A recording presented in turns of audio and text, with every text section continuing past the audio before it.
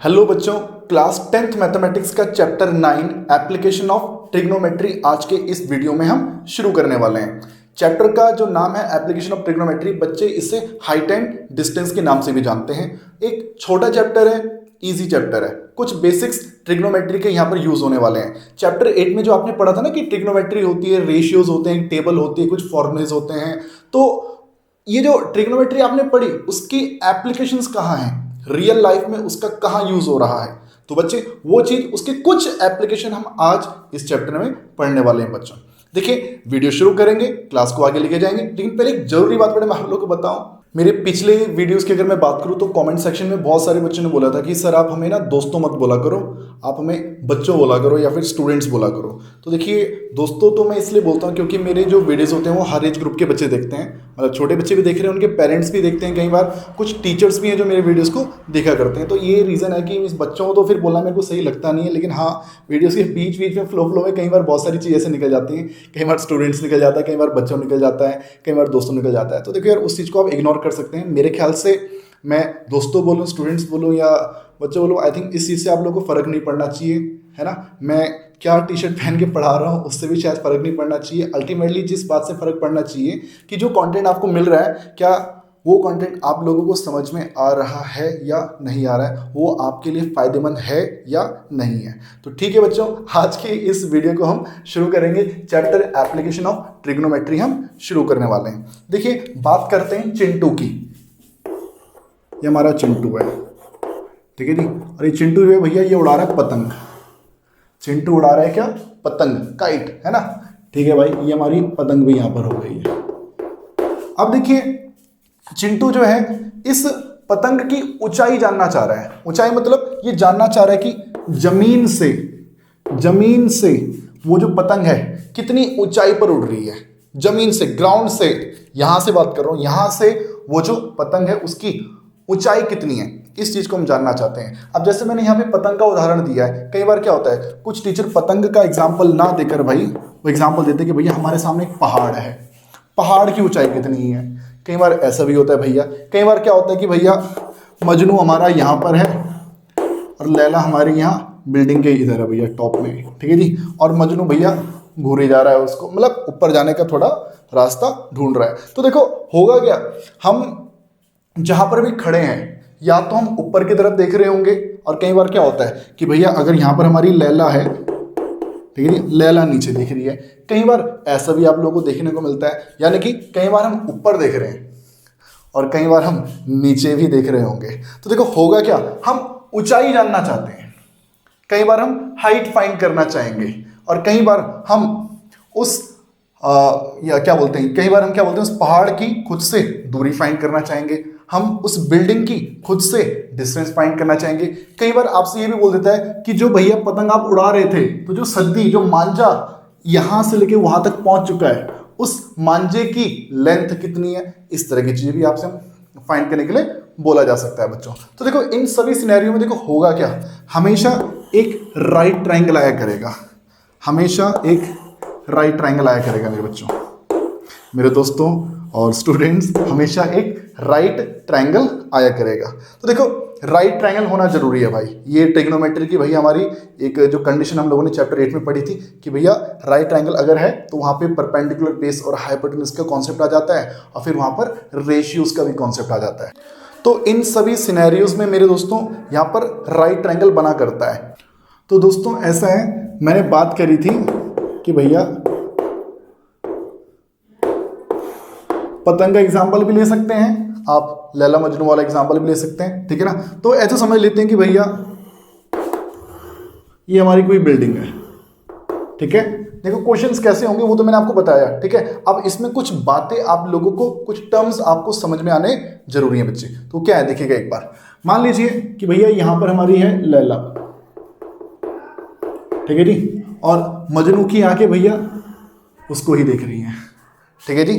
तो होता क्या है ना, यहां से लेके वहां तक ये जो स्ट्रेट लाइन मैंने बनाई, बोला करेंगे लाइन ऑफ साइट।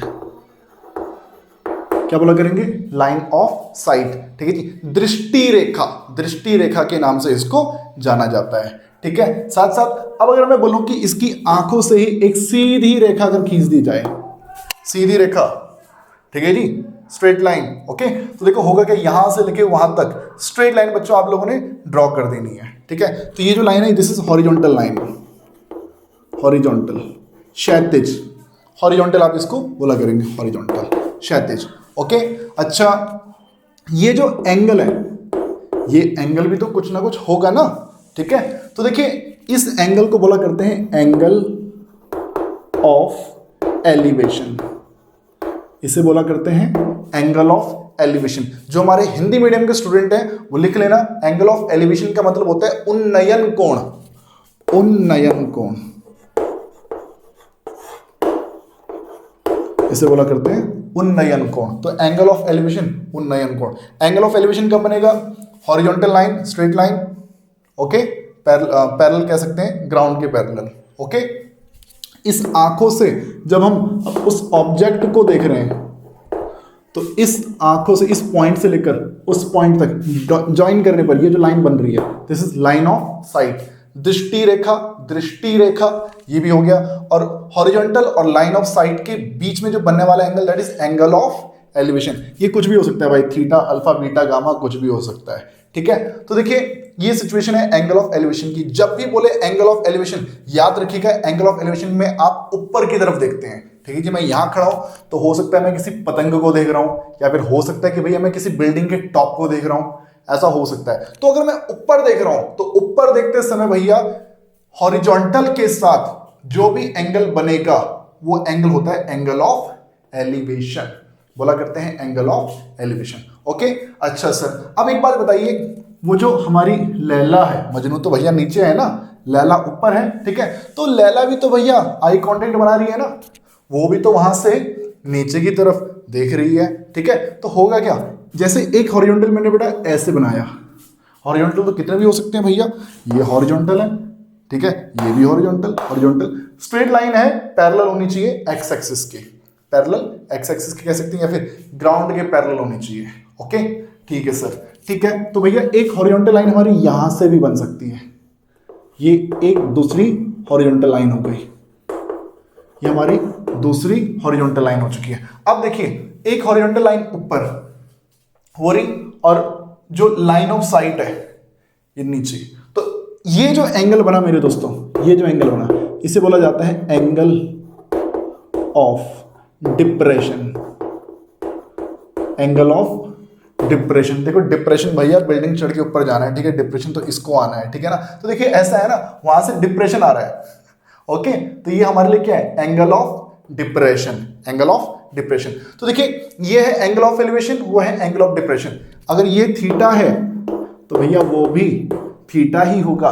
काहे थीटा होगा सर, ये जो लाइन और ये जो लाइन, वो हॉरिजॉन्टल और ये हॉरिजॉन्टल दोनों आपस में पैरेलल हो गए, और ये जो लाइन आई सर ये तो आपके लिए ट्रांसवर्सल हो गई, ठीक है, और यानी तिर्यक रेखा।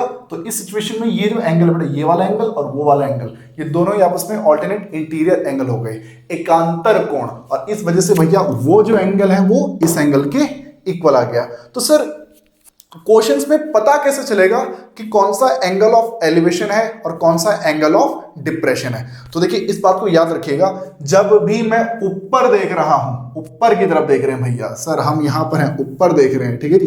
तो ये जो हॉरिजॉन्टल है, हॉरिजॉन्टल से ऊपर की तरफ देखने पर भैया, ठीक है जी, हॉरिजॉन्टल के साथ लाइन ऑफ साइट के बीच में ये जो एंगल बना, हॉरिजॉन्टल और लाइन ऑफ साइट के बीच में जो एंगल बना that is angle of elevation. कब? जब आप ऊपर देख रहे होंगे, ओके सर, ओके सर। अब देखिए एंगल ऑफ डिप्रेशन कब बनेगा, मैं अभी यहां पर हूं और अब मैं नीचे की तरफ देख रहा हूं भैया, ये बंदा यहां पर है, ठीक है जी, ये यहां से नीचे देख रहा है यहां।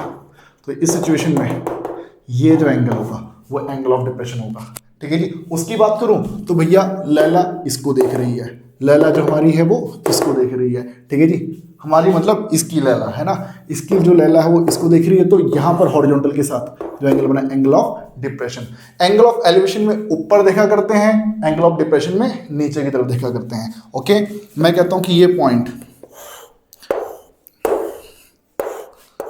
मैं कहता हूं ये पॉइंट, इस पॉइंट से हम ऊपर देख रहे हैं तो ये आपके लिए एंगल ऑफ एलिवेशन होगा, एंगल ऑफ एलिवेशन। और मैं बोलूँ कि भैया इस पॉइंट से आप नीचे की तरफ देख रहे हैं, इसको देख रहे हैं, इसको यहां से इसको देखा जा रहा है, तो भाई हॉरिजॉन्टल तो ये है ना, ये हॉरिजॉन्टल है और ये आपकी लाइन ऑफ साइट हो गई, तो ये वाला एंगल आपके लिए क्या होगा, एंगल ऑफ डिप्रेशन होगा।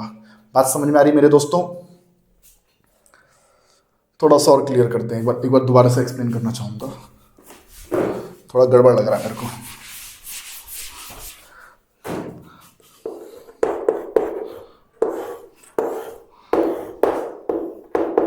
देखो भाई, अलग अलग बंदों के लिए एंगल ऑफ एलिवेशन और एंगल ऑफ डिप्रेशन डिफरेंट हो सकता है, ठीक है। डिपेंड करता है कि तुम देख कहां से रहे हो और देख किसको रहे हो, ठीक है। तो देखो, अगर मैं बोलूं इस आदमी, ये जो बंदा जो भी यहां पर है, यहां से मैं देखूं ऊपर किसको, उसको, ठीक है जी, फ्रॉम हेयर टू देयर, ठीक है जी। तो इस सिचुएशन में ये हॉरिजॉन्टल और यहां से हम उसको देख रहे हैं, तो इसको क्या बोलोगे, एंगल ऑफ एलिवेशन। क्यों, ऊपर की तरफ देखा। अगर मैं बात करूं इसकी बात करूं, ये जो बंदी है भैया लैला, इसकी लैला ये देख रही है नीचे देख रही है, this is line of site, okay. और ये आपके लिए हॉरिजॉन्टल है, और जहां से भी देखना शुरू करते हैं ना, वहीं से स्ट्रेट खींच दो, वो एंगल ऑफ वो हॉरिजॉन्टल हो जाता है। तो ये यहां से देख रही थी तो ये हॉरिजॉन्टल, इसको देख रही थी तो लाइन ऑफ साइट। ये जो एंगल बना ये आपके लिए एंगल ऑफ डिप्रेशन है। एंगल ऑफ एलिवेशन और एंगल ऑफ डिप्रेशन दोनों क्या होते हैं, सेम होते हैं, ठीक है जी। अच्छा, अब अगर मान लेते हैं वो तो चलो ठीक है नीचे देख रही है तो एंगल ऑफ डिप्रेशन बना, ठीक है। अब मैं बोल रहा हूं ये बंदा भी अब उसको नहीं देख रहा है, उसको छोड़ दिया, ठीक है जी। अब ये देख रहा है नीचे, ठीक है जी, इधर बिल्डिंग के बेस को देख रहा है भाई, ठीक है। तो यहां से देख रहा है ये हॉरिजॉन्टल, बेस को देख रहा है ये लाइन ऑफ साइट। बात समझ में आ रही है? अब सिनेरियो ही पूरा बदल गया भैया, पहले किसी और को देख रहे थे, अब किसी और को देख रहे हैं, ठीक है। तो यहां से देख रहे हैं स्ट्रेट, ये हॉरिजॉन्टल, और इस बेस को देख रहे हैं भैया, इस बिल्डिंग के बेस को देख रहे हैं, तो देखो ये लाइन ऑफ साइट। तो इस सिचुएशन में हॉरिजॉन्टल और लाइन ऑफ साइट के बीच में जो एंगल बनेगा वो आपके लिए एंगल ऑफ डिप्रेशन होगा। लेकिन हाँ, जरूरी नहीं है थीटा के इक्वल हो, कुछ और हो सकता है भाई, अल्फा बीटा गामा कुछ और हो सकता है। बात समझ में आ रही है दोस्तों? ओके, ये उसको देखे और वो इसको देखे, तो उस सिचुएशन में एंगल ऑफ एलिवेशन और डिप्रेशन दोनों सेम होते हैं। लेकिन यहां पर बंदे ने क्या किया भैया, अब उसको देखने की जगह से किसी और चीज को देखना शुरू कर दिया, तो ये एंगल आपका बदल सकता है। वो डिपेंड क्या करेगा क्वेश्चंस में, ठीक है। कुछ चैप्टर 8 की बातें दोस्तों आप लोगों को मालूम होनी चाहिए। क्या क्या मालूम होना चाहिए वो मैं आपको एक बार बता देता हूं। चैप्टर 8 के बारे में आप लोगों को क्या मालूम होना चाहिए वो मैं आपको एक बार बता देता हूं कि देखो यार, कभी भी कोई राइट ट्रायंगल आता है, कभी भी कोई राइट ट्रायंगल अगर आपके सामने आ जाए कि अगर ये 90 डिग्री का है, ये थीटा है, तो याद रखिए हमेशा थीटा का अपोजिट एंगल, अपोजिट साइड ये हमारे लिए हुआ करेगी परपेंडिकुलर, ठीक है जी। और जो एडजेसेंट साइड वो हुआ करेगी बेस। और जो सबसे बड़ी भुजा है भैया, सबसे बड़ी लंबी साइड है ना, वो क्या है हमारे लिए, हाइपोटेन्यूज है, हाइपोटेन्यूज। हाँ जी, लंब आधार कर्ण, ओके। तो इसमें याद रखिएगा जो हमारा साइन थीटा होता है वो p/h होता है, कॉस थीटा जो होता है भैया वो b/h होता है, और जो टेन थीटा होता है वो p/b होता है। अब देखो, याद है आपको यार, पंडित बद्री प्रसाद हर हर बोले, ठीक है। तो ये लगभग सभी टीचर्स ऐसे ही बताते हैं, ठीक है ना। तो ये चीज आपको मालूम होनी चाहिए जो इस चैप्टर में यूज होगी, ओके। अच्छा, इसके साथ साथ आपको रेशियो टेबल याद होनी चाहिए। आपको मालूम होना चाहिए बेटा कि साइन में 0, 30 डिग्री, 45 डिग्री, 60 डिग्री और 90 डिग्री। साइन 0 की वैल्यू 0, 30 पे 1/2, 45 पे 1/√2, 60 पे √3/2, 90 पे 1। ये रेशियो टेबल याद होनी चाहिए। कॉस का याद रखो उल्टा, 1√3/2, 1/√2, 1/2 और 0, ठीक है। 10 में 0, अजी 1/√3, 1√3 और नॉट डिफाइंड लिख दिया करते हैं, ठीक है। तो देखो बाकियों का याद, कॉसेक सेक कॉट अगर याद हो या ना हो, इन तीन के भैया जरूर याद रखना, एनसीईआरटी सॉल्व करने में आप लोगों को दिक्कत नहीं आने वाली है। तो ये याद रखिए, साइन कॉस 10 टेबल याद रखनी है और ये याद रखना है, ठीक है। बाकी देखो किसी और फॉर्मूले की जरूरत होगी तो क्वेश्चन के अनुसार हम उसको देख लिया करेंगे। अब हम चलेंगे कुछ बेसिक क्वेश्चन से अच्छे क्वेश्चंस की तरफ, ओके। चलिए भाई, अब हम शुरू करेंगे एनसीईआरटी का सबसे पहला क्वेश्चन। देखिए क्वेश्चन क्या है, बोला गया a circus artist is climbing a 20 metre long rope which is tightly stretched and tied from the top of vertical pole to the ground. देखिए सबसे पहले तो इसने बोला गया भैया कि हमारी कोई 20 मीटर लंबी कोई रस्सी है और हमने किसी एक वर्टिकल कोई खंबा है भैया हमारे पास, ठीक है जी, कोई पोल है, उसके टॉप से हमने रस्सी को बांध दिया और उस रस्सी को बेटा हमने स्ट्रेच कर दिया और यहां नीचे कर लिया है, ठीक है। यानी कि जमीन पर भैया रस्सी बांध दी है और इस पोल के टॉप से हमने रस्सी को बांध दिया और एकदम टाइटली स्ट्रेच कर दिया है, ठीक है जी, ओके। अब देखिए जो हमारी जो रस्सी है उसकी लंबाई कितनी बोल रखी है, a circus artist is climbing 20 metre long rope, 20 metre की लंबाई है भैया। जो रस्सी हमारी जो रोप है भैया उसकी जो लंबाई है वो कितनी है, 20 मीटर है, ठीक है। कहते if the angle made by the rope with the ground level is 30 degree, ये जो रोप है उसमें इस ग्राउंड लेवल के साथ देख सकते हैं आप, ग्राउंड यानी हॉरिजॉन्टल, ओके। अगर हॉरिजॉन्टल के साथ 90 डिग्री का एंगल बनाए तो सर ये vertical, this is vertical, okay, ठीक है। तो ये एंगल 90 डिग्री का है, ओके रिपोर्ट, ठीक है। लंबाई रस्सी की 20 मीटर है। क्या पूछा गया, फाइंड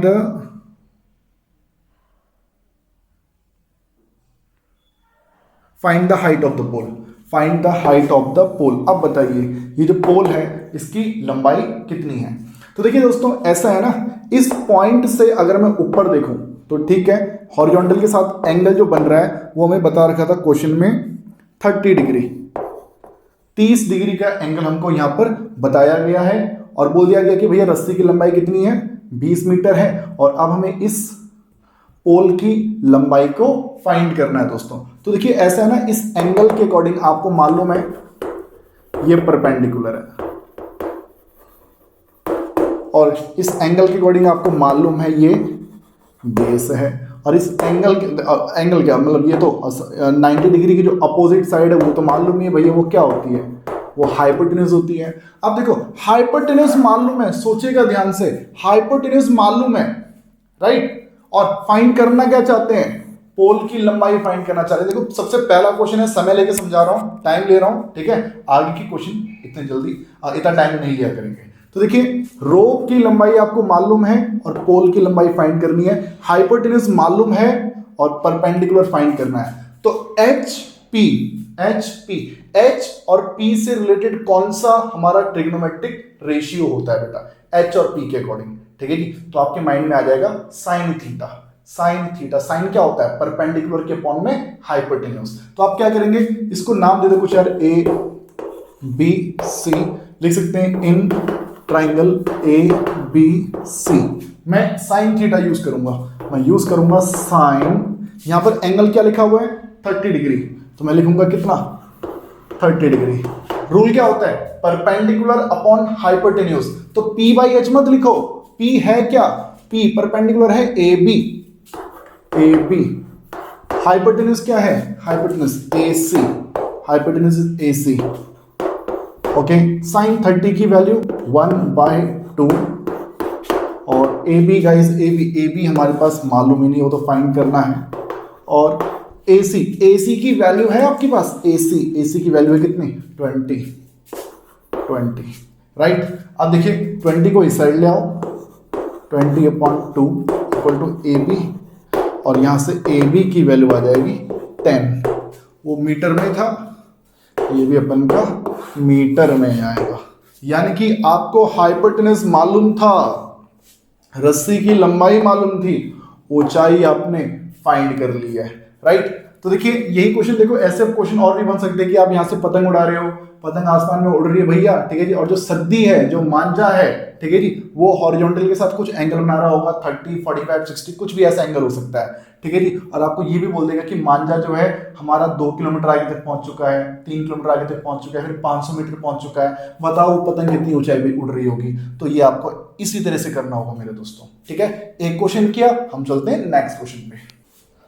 क्वेश्चन नंबर टू आपकी स्क्रीन पे, क्वेश्चन 2 कहता है कि a tree breaks due to storm and the broken part bends so that the top of the tree touches the ground and making an angle 30 degree with it.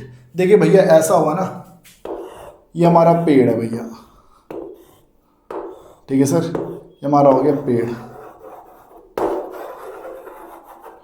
Okay sir, बहुत बढ़िया लग रहा है, सुंदर लग रहा है, ड्राइंग भाई की ऐसे अच्छी है भाई, ठीक है ना, घमंड कभी नहीं किया, ठीक है। अब बोलता है भैया तूफान आया, तूफान से भैया कुछ हुआ ये कि जो पेड़ है ना सर, ये जो बीच से ना टूट गया। अब बीचों बीच से नहीं टूटा है, थोड़ा हो सकता है नीचे से टूटा हो, जैसे भी टूटा है भैया, ये जो ऊपर वाला हिस्सा था वो जमीन को छूने लग गया भैया।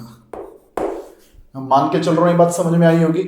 पेड़ था, ठीक है, अच्छा खासा पेड़ था भैया, उसका जो ऊपर वाला पार्ट है टूट के भैया ऐसे नीचे आ गया।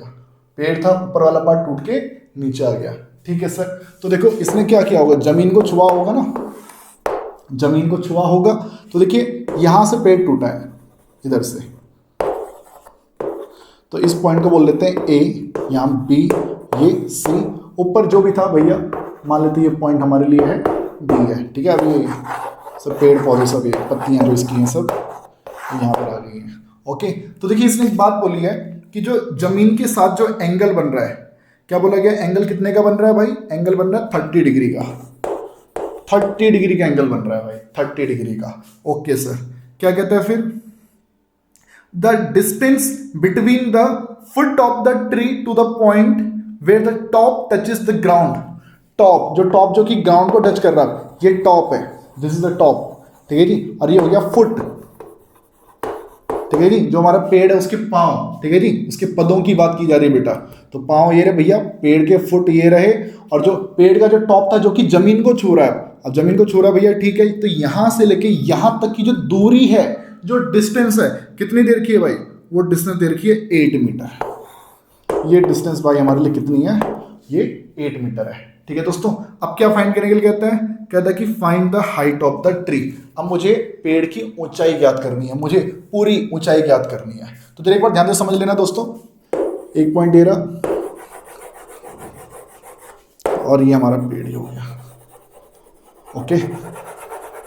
Okay, A B and this point is, let's say this is C, okay sir, और वो पॉइंट हमारे लिए A B C and this is, let's say this is D, okay. अब मैं आपसे एक बात पूछना चाहता हूं, जरा सोचिएगा, अगर ये लेंथ, ये इतनी लेंथ, अगर ये x है, तो सोचिए, दिमाग लगाइए, ये जो इतनी लेंथ होगी ये भी तो x ही होगी ना, हाँ जी। अगर मैं बोलूँ कि भैया यहाँ से लेके यहाँ तक, अगर मान लो ये जितना भी है, ठीक है, ये जो लेंथ है, ठीक है, तो वही लेंथ ये वाली भी तो होगी, अलग तो हो नहीं जाएगी। अगर मैं बोलूँ ये, तो ये भी उतनी ही होगी भैया, अलग तो हो नहीं जाएगी। तो वही मैं कह रहा हूँ, यहाँ से लेके वहाँ तक अगर ये x है, तो भैया यहाँ से लेके यहाँ तक आकर भी भैया ये कितना हो जाएगा, ये भी x ही तो रहेगा, ओके सर। मुझे पेड़ की लंबाई याद करनी है, तो देखो अगर ये x है, ये x है, इतने हिस्से को y मान लेते हैं। पेड़ की जो लंबाई है वो क्या है बेटा, b से लेके d तक है, this is the length of tree, right. पेड़ की ऊंचाई है b से लेके d तक, यानी कि x प्लस y। अब वो x तो मुझे मालूम नहीं है, तो ये x फाइंड कर लो, क्योंकि ये कोई अलग चीज थोड़ी है, ओके। तो यानी कि मैं बात करूंगा ट्रायंगल ए बी सी की, in triangle A B C. Guys देखिएगा, इस एंगल के अकॉर्डिंग, जरा ध्यान से समझना दोस्तों, इस एंगल के अकॉर्डिंग ये मेरे लिए है परपेंडिकुलर, ये मेरे लिए है परपेंडिकुलर। इस एंगल के अकॉर्डिंग ये मेरे लिए क्या है भाई, हाइपोटेनस, और ये मेरे लिए क्या है मेरे दोस्तों, ये है बेस, ओके। तो देखो इस एंगल के अकॉर्डिंग ये परपेंडिकुलर, ये हाइपोटेनस और ये बेस, ठीक है। आपको बेस मालूम है, परपेंडिकुलर नहीं मालूम, हाइपोटेन्यूज नहीं मालूम, तो एक काम करते हैं पहले परपेंडिकुलर की लेंथ फाइंड कर लेते हैं। तो सोचो बेस और परपेंडिकुलर के टर्म्स में क्या होता है, बी और पी के टर्म्स में क्या होता है मेरे बच्चों, बी और पी के टर्म्स में। तो आप बोलेंगे भैया बी और पी के टर्म्स में होता है टेन थीटा। क्या होता है? Tan theta. तो मैं यहां पे लिखूंगा टेन एंगल यूज करेंगे 30, टेन 30। तो perpendicular A B, base B C, tan 30 is 1/√3। A B की जो लेंथ है भाई वो है y, बी से लेके सी तक की जो लेंथ है दैट इज 8। तो गाइस यहां से y की जो वैल्यू आ जाएगी वो बन जाएगी 8 के अपॉन में √3, 8/√3। ये सिर्फ y निकला है, ये सिर्फ निकला है y, राइट। अब आपको x भी फाइंड करना है। तो सोचिए बेस मालूम है, हाइपोटेन्यूज फाइंड करना है, बेस मालूम है, हाइपोटेन्यूज फाइंड करना है। तो b और h के टर्म्स में कौन सा ट्रिग्नोमेट्रिक रेशियो होता है? तो आप बोल देंगे cos होता है भैया। तो अब यूज करो cos। तो रूल के अकॉर्डिंग बेस और hypotenuse, basis BC, hypotenuse AC cos 30 होता है गाइस √3/2। BC इज 8, AC मुझे मालूम नहीं है, AC को मैं लिखना चाहूँ तो x लिख सकता हूँ, राइट। और उसके बाद गाइस √3x = 16 और x की वैल्यू आ जाएगी 16/√3 मीटर। √3 को इसके नीचे भेज दो तो x की वैल्यू आ जाएगी 16/√3 मीटर, राइट। तो x की वैल्यू निकल गई, y की वैल्यू आ गई हमारे पास। नाउ लेंथ ऑफ ट्री, पेड़ की ऊंचाई, पेड़ की जो ऊंचाई है भैया तो वो किसके इक्वल है? x + y के इक्वल है, x + y। ये जो x था भैया वो ये वाला x है, और वो x कितना है भाई? वो निकल गया अपन के लिए 16/√3। y की वैल्यू इज 8/√3, 16 + 8 24/√3। तो 24/√3 ये हमारी निकल गई लेंथ ऑफ द ट्री, जिससे आप चाहो तो h भी बोल सकते हो, हाइट कह सकते हैं आप इसको। इस पूरे को यहाँ से लेके आने का आप हाइट कह सकते हैं। एक चीज़ में मैं आपको बता दूं, डिनोमिनेटर में आपको √3 नजर आ रहा है, डिनोमिनेटर में √3 है बेटा, उसको रैशनलाइज कर लो। डिनोमिनेटर में रूट अगर दिखे तो रैशनलाइज कर लेना। √3 × √3 विल बी 3 से 24 कैंसिल, 8√3 मीटर। ये हमारे आ गई height of the tree, length of the tree. Guys मैं मान के चल रहा हूं आपको ये बात समझ में आई होगी। चलते हैं नेक्स्ट क्वेश्चन की तरफ।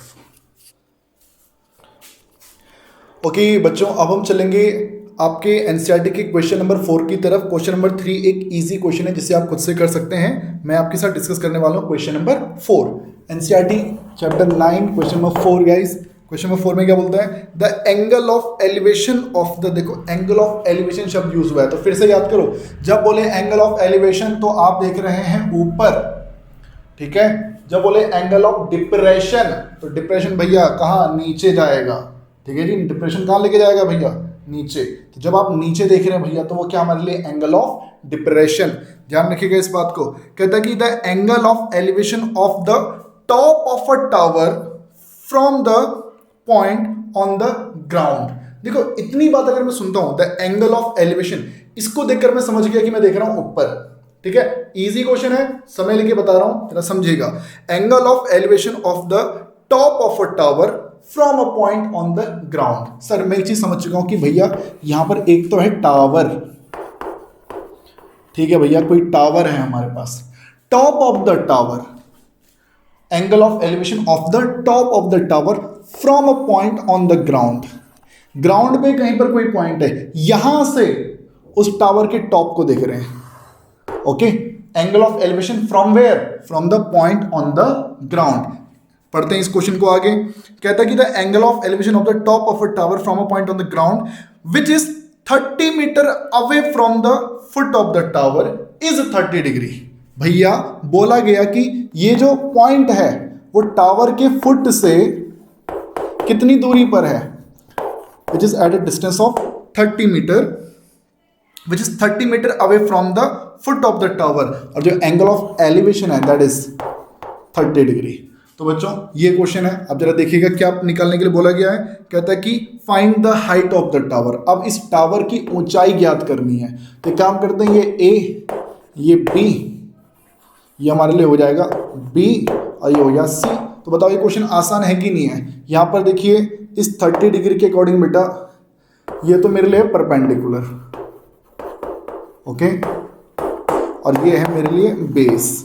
तो देखो आसान क्वेश्चन एकदम यार, परपेंडिकुलर मालूम नहीं है जो फाइंड करना है और बेस मुझे मालूम है, तो P और B के टर्म्स में क्या होता है भाई, 10 लगा लो, 10 30 लगा लो यार, 10 30। रूल क्या है, perpendicular divided by base BC, 10 30 की वैल्यू 1/√3।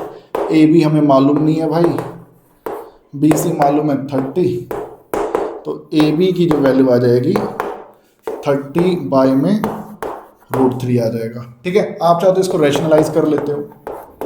ठीक है, तो √3 इंटू √3 3 बन जाएगा। नेक्स्ट स्टेप में 3 इस 30 को कैंसिल कर देगा और AB की वैल्यू आ जाएगी 10√3 मीटर। तो गाइस ये हमारा आंसर आ जाएगा, ओके, 10√3 मीटर। चलिए इस क्वेश्चन की तरह दोस्तों मैं आपको एक क्वेश्चन और समझा रहा हूँ, एक और क्वेश्चन की तरफ आपको लेके चल रहा हूँ। Question number 5। सर बस इन बातों को ध्यान रखना, क्वेश्चन की लैंग्वेज को आप लोगों ने ध्यान से समझना है। डायग्राम अगर बन गया भैया तो मैं बता रहा हूँ ये सब तो करना में आप लोगों को कोई दिक्कत आ ही नहीं सकती है यार, ठीक है ना। तो देखिए क्वेश्चन नंबर 5 बेटा आपकी स्क्रीन पे आ चुका है। कहता है कि a kite is flying at a height of 60 metre above the ground. ठीक है भाई, पतंग उड़ा रहे हो भाई, पतंग, ठीक है, पतंग उड़ रही भैया हमारी, ओके, काइट, ठीक है जी। Let's say this point is a, पतंग को हमने ए के जरिए डिनोट किया है, ठीक है, और पतंग भी उड़ती है भाई, तो ऐसे तो नहीं है ना कि सीधा ऊपर पहुंच जाएगी, तिरछी तो जाएगी ऊपर, ठीक है। तो ये पतंग हमारी तिरछी भैया देखो ऊपर की तरफ भी जा रही है, ठीक है। कुछ ऊंचाई भी हो जाएगी जमीन से भैया, कुछ ऊंचाई भी हो जाएगी पतंग की। बोला गया क्वेश्चन में a kite is flying at a height of 60 metre above the ground. भैया जमीन से कितनी ऊंचाई पर है, 60 मीटर अबव द ग्राउंड, ठीक है boss, okay. The string attach to the kite is temporarily tied to a point on the ground. देखो भैया ये है मांझा, सद्दी, मांझा, धागा, जो बोलना चाहो कह सकते हो भैया। वो जो स्ट्रिंग है, वो जो धागा है, वो जो मांझा है, हमने उसको जमीन पर बांध दिया भैया, हाथ में नहीं, मतलब उड़ा दिया पतंग को, ठीक है, और फिर उसको जमीन पर हमने उसको बांध दिया है, ठीक है। अब उड़ती रहेगी आप आराम से, अपने भी हवा ऐसी चल रही है कि भैया पतंग आसमान में है, ठीक है ना, ओके। तो ठीक है, A B C, ओके। तो ये बताओ कुछ एंगल भी बन रहा होगा भैया जमीन के साथ, इस धागे के द्वारा जमीन के साथ कुछ ना कुछ एंगल बन रहा होगा। पढ़ते हैं क्वेश्चन को आगे। बोला गया कि the inclination of the string with the ground is 60 degree. भैया वो जो इंक्लिनेशन मतलब झुकाव, जमीन के साथ जो झुकाव है मेरे दोस्तों, वो कितने डिग्री का है, वो है हमारे लिए 60 डिग्री का। बताओ, इसमें भी ऐसे किया, डिस्टेंस भी 30 मीटर दिया और एंगल भी 30 डिग्री दिया। यहाँ पर ऊंचाई भी 60 मीटर दे रहा है, एंगल भी 60 डिग्री दे रहा है, ठीक है। तो कोई दिक्कत वाली बात नहीं है, डरते थोड़ी, हम देख लेंगे भैया, इसमें तो आसान चीज है। क्या उसमें, find the length of the string assuming that there is no slack in the string. देखो भैया बोला गया कि भैया हमारी जो सत्ती है वो एकदम तनी हुई है भैया, बढ़िया से एकदम टाइट है, एकदम स्ट्रेच्ड, ठीक है जी। और बोला गया कि अब इसकी डिस्टेंस कितनी होगी, ये हम इसकी लेंथ कितनी होगी, इस लेंथ को मेरे दोस्तों अब हम फाइंड करना चाहते हैं। तो कैसे फाइंड किया जाए, तो देखो तरीका आसान है। ये इस एंगल के अकॉर्डिंग ये हमारे लिए है परपेंडिकुलर और ये हमारे लिए है हाइपोटेन्यूस, परपेंडिकुलर और हाइपोटेन्यूस। P और H के टर्म्स में क्या होता है भाई, तो आप बोल देंगे P और H के टर्म्स में भाई होता है साइन। तो ठीक है, यूज करो साइन 60 इन ट्राइंगल ABC। ये लिखा कीजिए भैया, थोड़ा अच्छे से अच्छा लगता है ये सब चीज़ लिखकर, इन ट्राइंगल ABC। कोई बच्चे तो बहुत ही ज़्यादा सजा के लिखते हैं, बाकी मैं इतना नहीं सजा के लिखूंगा भाई, ठीक है ना। तो इन ट्राइंगल ABC हमारा जो है साइन 60 यूज करेंगे, साइन 60। तो रूल बोलता है perpendicular AC hypotenuse AB, okay, और साइन 60 की वैल्यू √3/2, AC की वैल्यू इज 60, AB हमें मालूम नहीं है भाई, ओके, √3 इंटू ए बी और 60 इंटू 2 120। यहाँ से ए बी की वैल्यू आ जाएगी 120 डिवाइडेड बाय √3। डिनोमिनेटर में √3 आ रहा है तो आप चाहो तो इसको रैशनलाइज कर सकते हो, ठीक है, तो कर लो भाई, रैशनलाइज करना अच्छा रहता है। तो देखो √3 इंटू √3 बन जाएगा, नीचे 3 ऊपर 120 है और 120 से 3 कट जाएगा, आ जाएगा 40 √3 मीटर। गाइस ये हमारा आ गया ए बी, हमारा ले आ चुका है ए बी। मैं मान के चलो मेरे दोस्तों आपको ये क्वेश्चन समझ में आया होगा, ठीक है जी। अगर समझ में आ रही चीज़ें भैया वीडियो को लाइक कर दो और कमेंट वगैरह करते रहा करो भाई, है ना, अगर समझ में आता है, वरना बहुत से बच्चे वीडियो देखते हैं और अपना सीखकर निकल लेते हैं भैया, ठीक है, तो ऐसे मत किया करो। अगर समझ में आ भी रहा है तो कमेंट वगैरह करते रहा करो भाई, ठीक है। चलिए चलते हैं दोस्तों, अब हम चलेंगे नेक्स्ट क्वेश्चन की तरफ। तो चलिए दोस्तों अब हम चल रहे हैं क्वेश्चन नंबर 6 की तरफ। आपकी बुक का एक बहुत ही अच्छा क्वेश्चन और यहाँ पे आपको कुछ थोड़ा सा डिफरेंट देखने को मिलेगा। क्वेश्चन नंबर 6 में देखिएगा दोस्तों, क्या बोला गया कि a 1.5 metre tall boy is standing at some distance from 30 metre tall building. ठीक है भाई, हमारी 30 मीटर की ऊंची एक बिल्डिंग हमारे पास है, ठीक है भाई, ओके, 30 मीटर टॉल बिल्डिंग, और उस बिल्डिंग से कुछ दूरी पर, कुछ ही दूरी पर, ज़्यादा दूरी पर नहीं, कुछ दूरी पर एक लड़का खड़ा है भैया। उस लड़के की भी जो लंबाई है, लंबाई वो कितनी है? वो लंबाई है भाई 1.5 मीटर।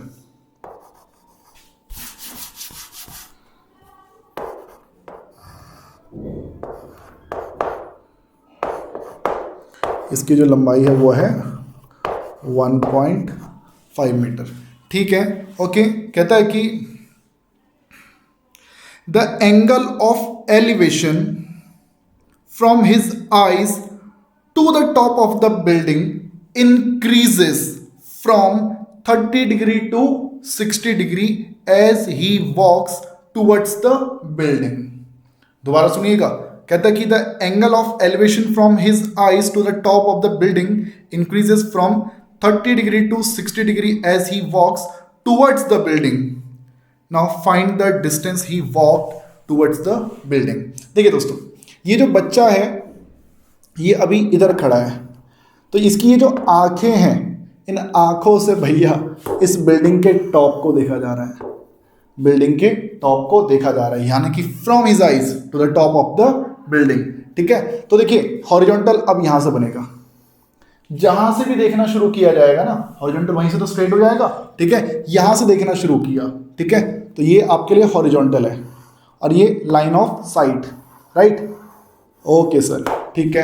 तो हुआ क्या, अभी भैया ऊपर देख रहा था तो ठीक है, अच्छी बात है, देख रहे हो भैया, देख रहे हो, बढ़िया बात है, ठीक है। लेकिन हुआ क्या, इस लड़के ने ना कुछ डिस्टेंस आगे की तरफ चला बेटाई, मतलब यहां से ये थोड़ा सा आगे आ गया, मान लेते इधर आ गया, ठीक है जी, ये लड़का भी इधर आ गया, अब दोबारा ऊपर देख रहा है, ओके।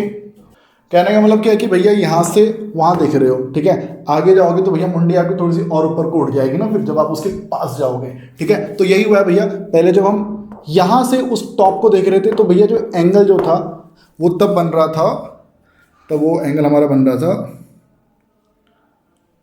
30 डिग्री का, और जैसे हम थोड़ा सा आगे आगे भाई तो ये एंगल हमारा अब कितने का बन गया भैया, 60 डिग्री का। यानी कि पहले जो हमारी गर्दन थी भैया, हमारा जो फेस था वो हॉरिजॉन्टल के साथ 30 डिग्री का एंगल बना रहा था, थोड़ा हम आगे चले गए तो जो एंगल अब हमारा है वो 60 डिग्री का एंगल बना रहा है। तो भाई जब यहाँ से देख रहे थे वहाँ तब एंगल था 30 डिग्री का, जब हम थोड़ा आगे आए तो एंगल इंक्रीज हो गया, बढ़ गया, कितना बढ़ गया, 60 डिग्री बढ़ गया भाई, ठीक है। अब मैं आपसे पूछूं कि ये लड़का पहले यहाँ खड़ा था, अब वो यहाँ खड़ा है, बताओ इसकी पहले की डिस्टेंस और अब की डिस्टेंस के बीच में कितना डिफरेंस है, कितनी डिस्टेंस ये चला है भैया। ये जो डिस्टेंस है भाई मैं इसको फाइंड करना चाह रहा हूं। तो मेरे दोस्तों जरा समझना, ऐसा है ना, ये पूरी डिस्टेंस 30 मीटर की है, ओके, और ये जो इतनी डिस्टेंस है ये तो 1.5 मीटर की है ना। देखो भाई इस लड़के की ऊंचाई कितनी है, यहां से लेके वहां तक की ऊंचाई कितनी है, आप बोल देंगे 1.5 मीटर। तो भाई ये 1.5 है तो ये भी कितना होगा, आप बोल देंगे 1.5 होगा। तो अब अगर मैं आपसे बोलूँ कि ये कितना होगा, तो भैया इस पूरे 30 में से इस 1.5 को माइनस कर दो, तो बचेगा कितना भाई, हमारे पास बचेगा 28.5 मीटर। ठीक है, तो अब देखिए बच्चों, ए, दिस पॉइंट इज बी, ये सी, और let's say this is D. Okay, तो देखो तरीका सिंपल है, आपको इस एंगल के अकॉर्डिंग परपेंडिकुलर मालूम है, मालूम है सर, क्या बेस निकाल सकते हो, निकाल देंगे सर। इस एंगल के अकॉर्डिंग परपेंडिकुलर मालूम है सर, क्या बेस निकाल सकते हो, निकाल देंगे सर। इस बड़े वाले बेस में से इस छोटे वाले बेस को माइनस कर दो, बताओ डिफरेंस आ जाएगा कि नहीं आ जाएगा, जो भी दूरी मैं चला हूं वो फाइंड हो जाएगी भैया। ठीक है, तो वही बेटा अब हम इस क्वेश्चन में करने वाले हैं। देखिए क्वेश्चन आसान है, कोई दिक्कत नहीं आएगी आपको। देखिएगा बच्चे, अब मैं सबसे पहले ले रहा हूं इन ट्राइंगल, पहले बड़ा वाला ट्राइंगल ले लेते हैं, ए बी सी। ए बी सी आपकी नज़रों के सामने बेटा, इन ट्राइंगल ए बी सी, बड़े वाले ए बी सी के अकॉर्डिंग दोस्तों एंगल कितने का है, आप बोल देंगे 30 का। अच्छा यूज़ करेंगे क्या भाई, देखो ऐसा है ना, परपेंडिकुलर मालूम है, मैं बेस निकालना चाह रहा हूँ, तो मैं यूज़ करूँगा 10 30 equal to perpendicular A B divided by base B C. Okay, 10 30 की value 1/√3, A B is 28.5, B C मुझे मालूम नहीं है। उसके बाद बी सी इंटू 1 लोसर कर लिया, और √3 इंटू 28.5 लोसर कर लिया ये भी, तो हमें मिल चुका है बी सी। बी से लेकर सी तक की डिस्टेंस मिल गई। ओके रिपोर्ट, ठीक है। अब हम यूज करेंगे छोटे वाले ट्राइंगल को। Now in triangle A B C, sorry A B D, A B D, अब यूज करेंगे ए बी डी, तो ये हो जाएगा साइंस। अब मैं यूज करूंगा 60 वाला, तो अब यहाँ लगाओ 1060, तो अब क्या यूज करेंगे, perpendicular upon base, A B upon B D, A B upon B D, तो 1060 की वैल्यू होती है √3, ए बी है, ए बी हमारा 28.5, B D is B D हमें मालूम नहीं है। Okay sir, now B D को इधर ले आओ, √3 बी डी 28.5, और इस √3 को उठाकर भैया इसके नीचे भेज दो। ओके, रैशनलाइज किया जा सकता है इसको, तो बी डी हमारा बन जाएगा 28.5 √3 डिवाइडेड बाई √3 इंटू √3 बन जाएगा 3, और बी डी की वैल्यू आ जाएगी 3 निम 27, 9 बजे 15, और आगे √3, ये बन के लिए आ गया बी डी। लो भाई बी डी भी निकल गया। ठीक है सर, अब देखो जरा समझना भाई बात को, बी से सी, अब बीच में क्या है डी, ये जो बी सी है भैया, that is B C is 28 और बी डी कितना है, ये जो इतना है 9.5। तो सोचो इस पूरे में से बी सी में से अगर मैं बी डी को माइनस कर दूं, यानी इस 28.5 में से अगर मैं इस बी डी को माइनस कर दूं, तो क्या मुझे सी डी मिल जाएगा, तो आप बोलेंगे यस सी डी हमें मिल जाएगा। तो यानी कि हमें फाइंड करना है सी डी, हमें फाइंड करनी है वो डिस्टेंस जो वो लड़का यहां से लेकर यहां तक चला है, यानी सी और डी के बीच की दूरी। तो गाइस सी डी अगर फाइंड करना है तो पूरे बी सी में से बी डी को माइनस करना पड़ेगा। बी सी इज 28.5 √3 माइनस में 9.5 √3 से बन जाएगा अपन के लिए 19 √3 मीटर। So this is the distance that he walk from here to here. Okay, तो गाइज मैं मान के चल रहा हूं आपको ये बात समझ में आ गई होगी। ओके, चलेंगे अब हम नेक्स्ट क्वेश्चन की तरफ। देखिएगा बच्चे, क्वेश्चन 7 में बोला गया from a point on the ground the angle of elevation, from a point on the ground the angle of elevation of the bottom and top of a transmission tower fixed at the top of a 20-meter high building are 45 degree and 60 degree. देखो भाई language को दोबारा पढ़ना, video को pause करो दोबारा पढ़ो। बोला गया एक बिल्डिंग है, ठीक है सर, ये हमारे लिए बिल्डिंग हो गई भाई, ये हमारे लिए बिल्डिंग है। इसकी लंबाई कितनी है भैया? इसकी जो ऊंचाई है वो है 20 मीटर। अब इसके ऊपर ही क्या लगा दिया गया? एक ट्रांसमिशन टावर लगा दिया गया। टावर की ऊंचाई कितनी मुझे नहीं मालूम है, मुझे नहीं मालूम, h मान लेते हैं, h मीटर। ठीक है। अब जमीन पर कोई बिंदु है, कोई पॉइंट है, इस पॉइंट से उस ट्रांसमिशन टावर के टॉप को भी देखा जा रहा है और इसी पॉइंट से उस ट्रांसमिशन टावर के बॉटम को भी देखा जा रहा है। टॉप को भी देख रहे हैं और बॉटम को भी देख रहे हैं। सही बात है, सही बात है। दोबारा पढ़ेंगे, एक बार दोबारा पढ़ेंगे। From a point on the ground the angle of elevation, ऊपर देख रहे हैं, of the bottom and top of a bottom and top of a transmission tower fixed at the top of 20 metre high building.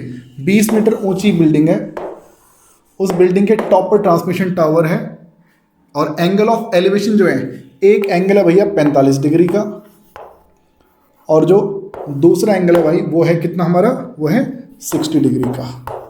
ठीक है, यानी जब यहाँ से वहाँ देख रहे हैं तो सर बेस के साथ जो एंगल बना 45 डिग्री का, यहाँ से जब उस टॉप को देख रहे हैं तो एंगल बना कितने का, 60 डिग्री का। ठीक है, कह रहे find the height of the tower, इस टावर की हाइट फाइंड करनी है।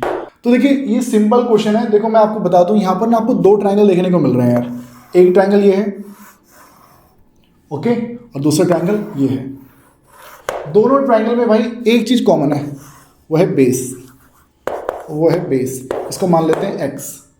इसे हमने क्या मान लिया, लेट से ये x मीटर है, वो h मीटर है। ठीक है, चाहे मैं छोटे वाले ट्राइंगल की बात करूं या मैं बड़े वाले ट्राइंगल की बात करूं, दोनों ही ट्राइंगल में बेस क्या है बेटा, कॉमन है। ठीक है, तो एक काम करते हैं, मैं लिखता हूं इन ट्राइंगल, पहले छोटा वाला ट्राइंगल ले रहा हूं भाई मैं, BCD परपेंडिकुलर मालूम है कितना, 20। इस परपेंडिकुलर के जरिए बेटा आपको बेस मिल जाएगा CD। मैं यूज करूंगा 10, छोटा वाला ट्राइंगल है तो एंगल कितना, 45 डिग्री। ओके, BC बेस कितना है भाई, CD। ओके, 10 45 की वैल्यू कितनी होती है, 1। BC की वैल्यू कितनी है भाई, BC की वैल्यू है भाई कितनी, 20। और CD की वैल्यू है कितनी, x, और यहां से x की वैल्यू आ जाएगी 20 मीटर।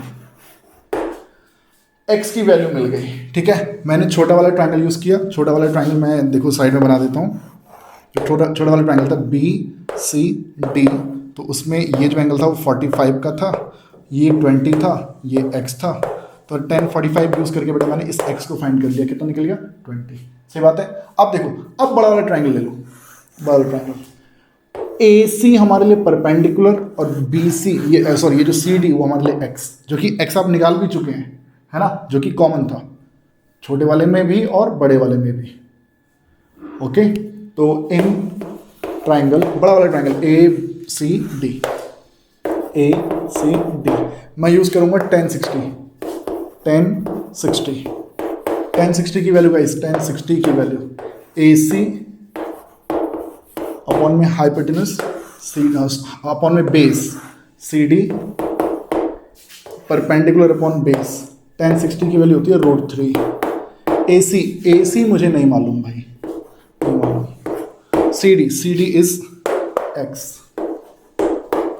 √3x इक्वल हो जाएगा AC, और x की जो वैल्यू है भाई, x की वैल्यू हमने फाइंड कर ली है। AC मिल गया भाई हमें 20√3 मीटर। अब सोचो भाई, तुम्हें AC मिल गया, तुम्हें BC तो पहले से मालूम ही था, हमें फाइंड करना क्या है, H। बताओ ना, अगर हम AB फाइंड करना चाहते हैं, यानी H फाइंड करना चाहते हैं, तो इसके लिए हम इस पूरे AC में से माइनस कर देंगे इस BC को, पूरे AC में से माइनस कर देंगे इस BC को, AC में से BC को माइनस कर देंगे, क्या हो जाएगा AB।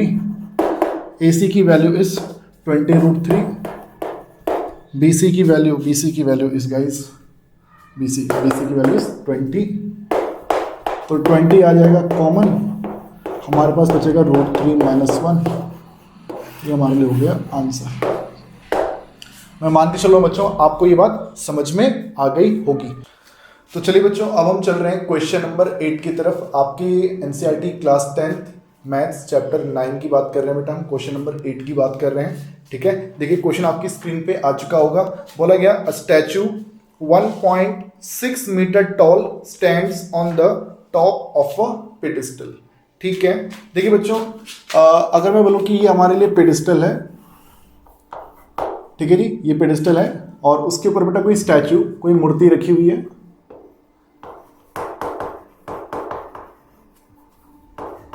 स्टैचू की जो लंबाई है बेटा वो है 1.6 मीटर। ये पेडिस्टल है, इसकी लंबाई कितनी है वो मुझे नहीं मालूम, कुछ तो होगी, मान लेते हैं h, मान लेते हैं h। ठीक है, करेंगे from a point on the ground the angle of elevation. भाई ग्राउंड पे कहीं पर कोई पॉइंट है, इस पॉइंट से, from this point the angle of elevation, इस पॉइंट से अगर मैं बोलूं एंगल ऑफ एलिवेशन यानी कि मैं ऊपर देखूंगा। ठीक है, तो देखेंगे किसको, जरा एक बार पढ़ते हैं क्वेश्चन को। From a point on the ground the angle of elevation of the top of the statue, statue का टॉप, यहां से स्टैचू के टॉप को देखा जा रहा है। ठीक है, द एंगल इज 60 डिग्री। तो उस सिचुएशन में जो हमारा एंगल होगा भाई वो 60 डिग्री का एंगल बनेगा, 60 डिग्री का एंगल बनेगा। ठीक है, and from the same point, इसी पॉइंट से, from the same point the angle of elevation of the top of the pedestal, pedestal का टॉप ये रहा, ये पेडिस्टल है, तो इस पेडिस्टल का ये बॉटम है और ये उसका टॉप है। ठीक है, और मैं ये भी कह सकता हूं this is the bottom of statute. ठीक है, तो इसी पॉइंट से बेटा मैं इस पेडिस्टल के टॉप को भी देख रहा हूं। तो इस सिचुएशन में अब जो हमारा एंगल है भाई, the angle of elevation is 45 degree. तो ये एंगल ऑफ एलिवेशन हमारे लिए 45 डिग्री हो गया। तो ठीक है भाई, ये जो इतना एंगल 45 का है और वो जो पूरा एंगल है वो 60 डिग्री का है भाई। ठीक है, okay, find the height of the pedestal. और अब मुझे इस पेडिस्टल की हाइट को फाइंड करना है। ठीक है बच्चों, तो देखिए ऐसा है ना, क्वेश्चन बड़ा सिंपल सा है। पेडिस्टल, उसके ऊपर स्टैचू, ग्राउंड पे कोई पॉइंट है, इस पॉइंट से यहाँ भी देख रहे हैं और वहाँ भी दिख रहे हैं। जब यहाँ देखते हैं तो एंगल बनता है 45 का, और जब यहाँ से ऊपर देखते हैं तो एंगल बनता है कितने का, 60 का। आपको ये लेंथ तो बता रखी है 1.6, और ये नहीं बताया कि ये कितना है। ठीक है, कहता है इसको फाइंड करो। तो कैसे करें भाई, अब जरा देखिएगा उसका तरीका। देखिए बच्चे ऐसा है ना, यहाँ पे पहले तो नाम दे देते हैं BAC, let's say this is point P। Okay, देखिए मेरे को ये बात मालूम है कि ये 90 डिग्री का है, ये एंगल हमारे लिए 90 डिग्री का है। ठीक है, अब देखो दो ट्रायंगल यहाँ पे आप लोगों को नजर आएंगे, एक ट्रायंगल एक छोटा वाला और एक है बड़ा वाला। चाहे छोटा वाला ट्रायंगल हो या बड़ा वाला ट्रायंगल हो, ये साइड दोनों में कॉमन है। जो बेस है, ये जो बेस है भाई, ये दोनों में कॉमन है। ठीक है, इसको नाम दे दो क्या, x। ठीक है, तो देखिए बच्चे ऐसा है ना, AB हमारे लिए स्टैचू है जिसकी लेंथ है 1.6 metre, BC is the pedestal. ये सब इंफॉर्मेशन बेटा आप लोगों ने एग्जाम में लिखनी है। ये h हो गया और PC बेटा ये तो बेस हो गया। ठीक है, तो इसको हमने x मान लिया है। ओके, ठीक है, अब देखिए इन ट्रायंगल, पहले मैं यूज़ कर रहा हूँ छोटा वाला ट्रायंगल, इन ट्रायंगल BCP। इस BCP में मेरे बच्चों ये एंगल 45 डिग्री का है, और इस एंगल के अकॉर्डिंग ये परपेंडिकुलर है जो मुझे फाइंड करना है, और ये बेस है जो कि कॉमन है दोनों में, x। इस x का यूज़ होगा बाद में आगे। ठीक है, तो देखिए मैं परपेंडिकुलर और बेस का यूज़ कर रहा हूँ, मैं यूज़ कर रहा हूँ 1045। तो 1045 के अकॉर्डिंग परपेंडिकुलर है BC, बेस है PC। 1045 की वैल्यू 1 होती है। BC जो भाई वो जो h है बेटा अपॉन में PC x है, और यहाँ से आप देख सकते हैं x और h दोनों एक दूसरे के इक्वल आ गए। इसका यूज़ करेंगे अब आगे। अभी तो मैंने सिर्फ छोटा ट्रायंगल लिया था ना, अब आप बड़ा वाला ट्रायंगल लीजिए। In triangle in triangle A C P, A C P. यहाँ पर भाई देखो अब एंगल बढ़ा, 60 डिग्री का एंगल है यहाँ पे अभी, तो इस 60 डिग्री के एंगल के अकॉर्डिंग ये पूरा परपेंडिकुलर और ये मेरे लिए बेस, तो यहाँ पर यूज होगा tan 60, परपेंडिकुलर AC और बेस मेरे लिए PC। tan 60 की वैल्यू होती है √3 AC गाइस, AC वो AC जो है बेटा वो मुझे फिलहाल अभी मालूम नहीं है उसकी लेंथ कितनी है। हाँ PC की लेंथ मालूम है, PC जो है भाई वो x के इक्वल है, तो यहाँ से AC की वैल्यू आ जाएगी √3x, AC की वैल्यू आ जाएगी √3x। ठीक है, इतना हो गया। अब इसके बाद देखिए मुझे पूरा AC मिल गया, कितना मिला है, √3x मिला है। ओके, तो देखिए बेटा ये जो AC हो, AC भी दो चीज़ों से मिलके बना है ना, AC जो है वो भी AB और BC को ऐड करके तो बना है, AB प्लस BC। AC की वैल्यू कितनी निकली, √3x, AB की वैल्यू कितनी है 1.6, BC की वैल्यू कितनी है, BC की वैल्यू वो है h। ओके, और हमें h फाइंड करना है, तो देखो x है किसके इक्वल, x की जगह बेटा मैं यहाँ पे क्या लिख सकता हूँ, h लिख सकता हूँ। ठीक है, उस h को वहीं रहने दो, 1.6 प्लस h, यहाँ लिख लेना भैया कि जो x था ना वो h के इक्वल था, मैंने इस x की जगह h पुट कर दिया। उस h को लेफ्ट में ले आओ, राइट में रह जाएगा 1.6। इन दोनों में देखो आप देख सकते हैं h कॉमन आ रहा है, जब h कॉमन आ जाएगा तो बचेगा √3 माइनस का 1, राइट में बचेगा 1.6। अब हमें h चाहिए, तो h निकालने के लिए 1.6 को डिवाइड करना पड़ेगा √3 माइनस 1 से, h की वैल्यू आ जाएगी 1.6 डिवाइडेड बाई √3 माइनस 1। इस पूरे √3 माइनस 1 को मैं इसके डिनोमिनेटर में ले आया। अब देखो ये क्वेश्चन वैसे तो यहाँ पे खत्म हो चुका है, लेकिन आप चाहो तो इसको रैशनलाइज कर सकते हो, क्योंकि डिनोमिनेटर में रूट आ रहा है ना बेटा, तो आप √3 प्लस 1 से मल्टीप्लाई भी कर लो और √3 प्लस 1 से आप डिवाइड भी कर लो।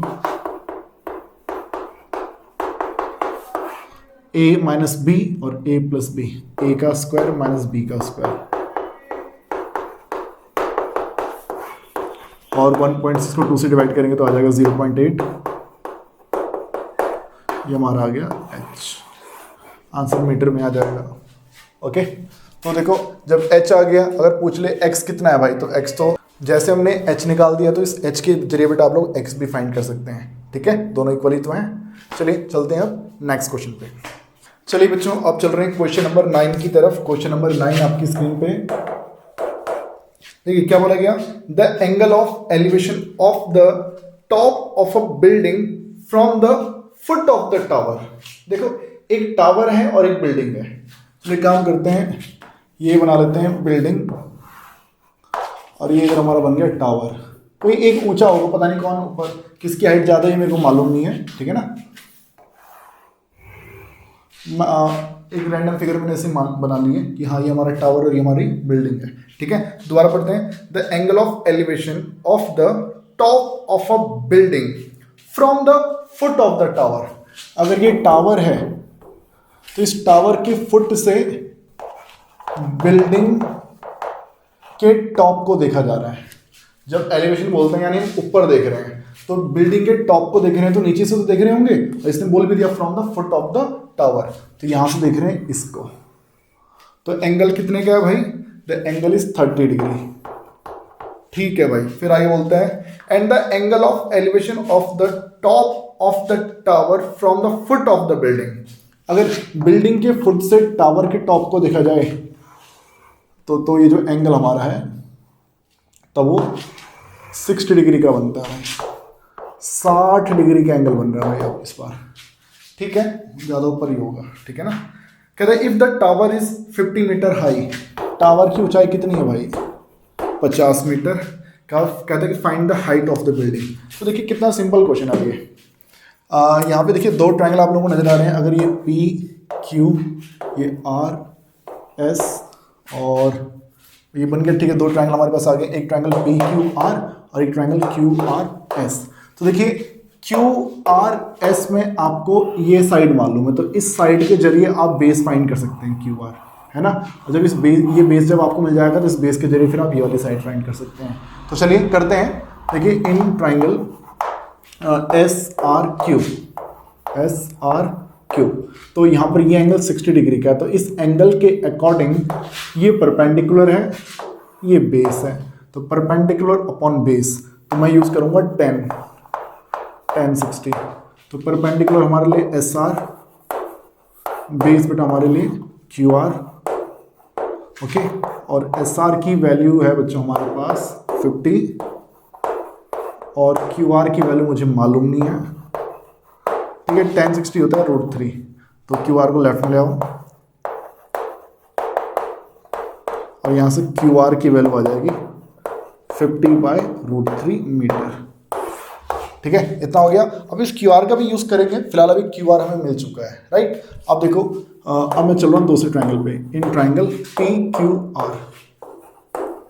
क्यू आर, तो यहाँ पर ये 30 डिग्री का यूज़ करेंगे, तो मैं यूज़ करने वाला हूँ 10 30 बेटा क्या, perpendicular divided by base, perpendicular P Q divided by base Q R, ठीक है। 10 30 की वैल्यू 1/√3 होती है।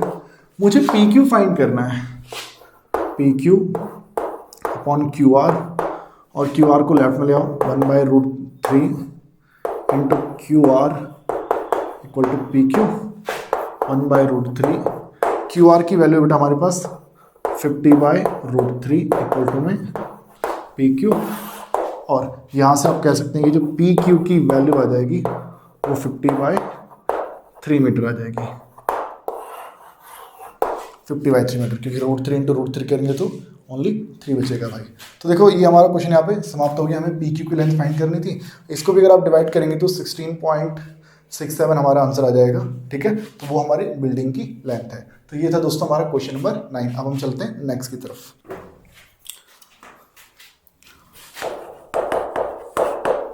क्वेश्चन नंबर 10 गाइज आपकी स्क्रीन पे आ चुका है। क्वेश्चन नंबर 10 बोला गया, 2 poles of equal height are standing opposite each other on either side of the road which is 80 metre wide, ठीक है। कोई रोड है भैया, चौड़ाई कितनी है उसकी, 80 मीटर चौड़ाई है भैया, ठीक है, ओके। और एक पोल इस तरफ है, दूसरा पोल हमारा इस तरफ है, ठीक है। ऑफ इक्वल हाइट, यानी कि अगर इसकी हाइट h है तो पक्की बात है इसकी हाइट भी h होगी, ठीक है। किसी सड़क के दोनों तरफ भैया 2 खंबे हैं और दोनों की ऊंचाई बराबर है, और जो रोड है, रोड की जो चौड़ाई है भाई वो 80 मीटर है। फिर कहते हैं from a point between them on the road the angle of elevation of the top of the pole are 60 degree and 30 degree. करिए जो रोड है, इस रोड के बीचों बीच नहीं, मतलब इनके बीच में कहीं पर, बट एकदम बीच में नहीं, एकदम मिडिल में नहीं, ठीक है, साइड में कहीं पर हो सकता है।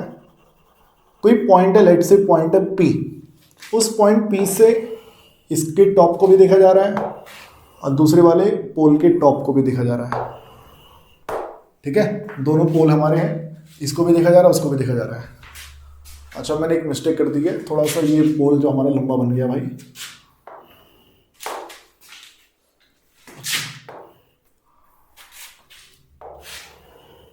ओके, ठीक है।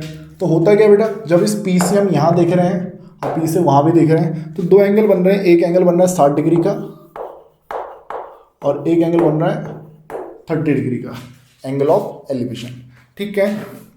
कह रहे find the height of the pole and the distances of the point from the pole.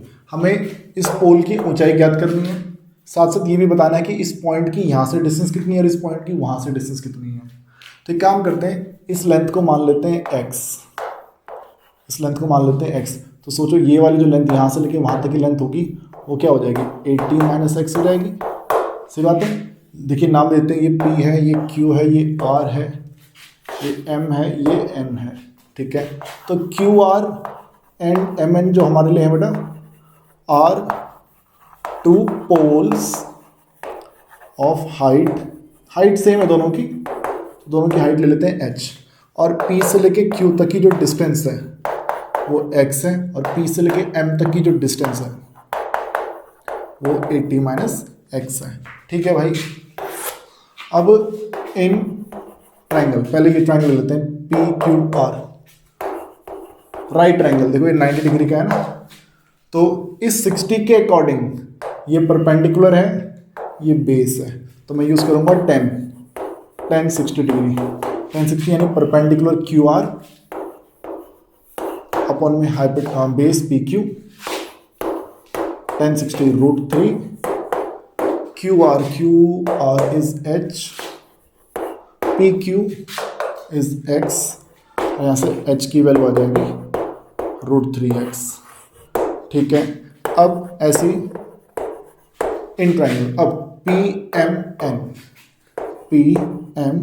N, यहाँ पर भाई ये एंगल 30 डिग्री का है, ये 30 डिग्री का है, तो इसके अकॉर्डिंग ये परपेंडिकुलर, ये बेस, मैं यूज़ करूँगा 10 30, तो रूल के according perpendicular M N, base M P. Okay, 10 30 की वैल्यू 1/√3, एम एन की वैल्यू है गाइस h, और एम पी की वैल्यू 80 माइनस एक्स। ओके, इतना हो गया। अब देखिए ये h किसके इक्वल है, आप बोल देंगे √3x के इक्वल है, तो 80 माइनस एक्स, इस h की जगह बेटा मैं लिख देता हूँ √3x, h की जगह √3x upon 80 minus X. Okay, cross multiply करेंगे, अब cross multiply 80 minus x into 1, √3 into √3 बन जाएगा 3, आगे x, और 3x प्लस x 4x, और x की वैल्यू आ जाएगी 20 मीटर। यानी कि यहाँ से लेके यहाँ तक की दूरी 20 है, यहाँ से लेके वहाँ तक की दूरी 80 माइनस 20 यानी 60 है। हमें h चाहिए, h, तो √3 इंटू 20 √3 मीटर, h की भी वैल्यू आ गई। तो ये भाई हमारे लिए क्वेश्चन नंबर 10। ठीक, मैं मान के चल रहा हूँ आपको क्वेश्चन समझ में आया होगा। अब हम चलेंगे क्वेश्चन नंबर 11 की तरफ। दोस्तों आपकी स्क्रीन पे अब आ चुका है क्वेश्चन नंबर 11। देखिए क्या बोला गया, a TV tower stands vertically on a bank of a canal. किसी नहर के किनारे भैया कोई टीवी टावर है हमारा, ठीक है। फिर क्या कहते हैं, from a point on the other bank directly opposite the tower the angle of elevation of the top of the tower is 60 degree. देखो भाई, अगर ये कोई नहर है, कोई बैंक ऑफ, किसी कैनाल की बात हो रही है बेटा, कैनाल, नहर, और उसके किसी एक तरफ भाई कोई टीवी टावर है। एक बैंक में यानी एक किनारे में टीवी टावर, दूसरे किनारे पर बेटा कोई पॉइंट है, ठीक है, दूसरे किनारे पर ये कोई पॉइंट है। और क्या बोलते हैं, from a point on the other bank directly opposite the tower the angle of elevation of the top of the tower is 60 degree. अगर कैनाल के किसी एक बैंक में अगर टावर है और दूसरे बैंक में बेटा कोई पॉइंट है, और उस पॉइंट से बेटा इस टावर के टॉप का जो एंगल ऑफ एलिवेशन है वो एलिवेशन है बेटा 60 डिग्री का, ये है 60 डिग्री का। इतनी बात हमें बोली गई है। ओके, फिर कहते हैं from another point 20 metre away from this point on the line joining this point to the foot of the tower the angle of elevation of the top of the tower is 30 degree. कहते हैं कि इसी point से, ये जो line बन रही है ना बेटा, इस लाइन से थोड़ा सा 20 मीटर की दूरी पर जाओ, 20 मीटर की दूरी पर, यानी ये जो इतनी डिस्टेंस है ये 20 मीटर है। तो होगा क्या, ये जो पॉइंट है, अब इस पॉइंट से अगर मैं वहां देखूंगा ना, तो जो एंगल है भाई अब वो 60 डिग्री का नहीं रहा, अब वो जो एंगल है वो अब 30 डिग्री का हो चुका है।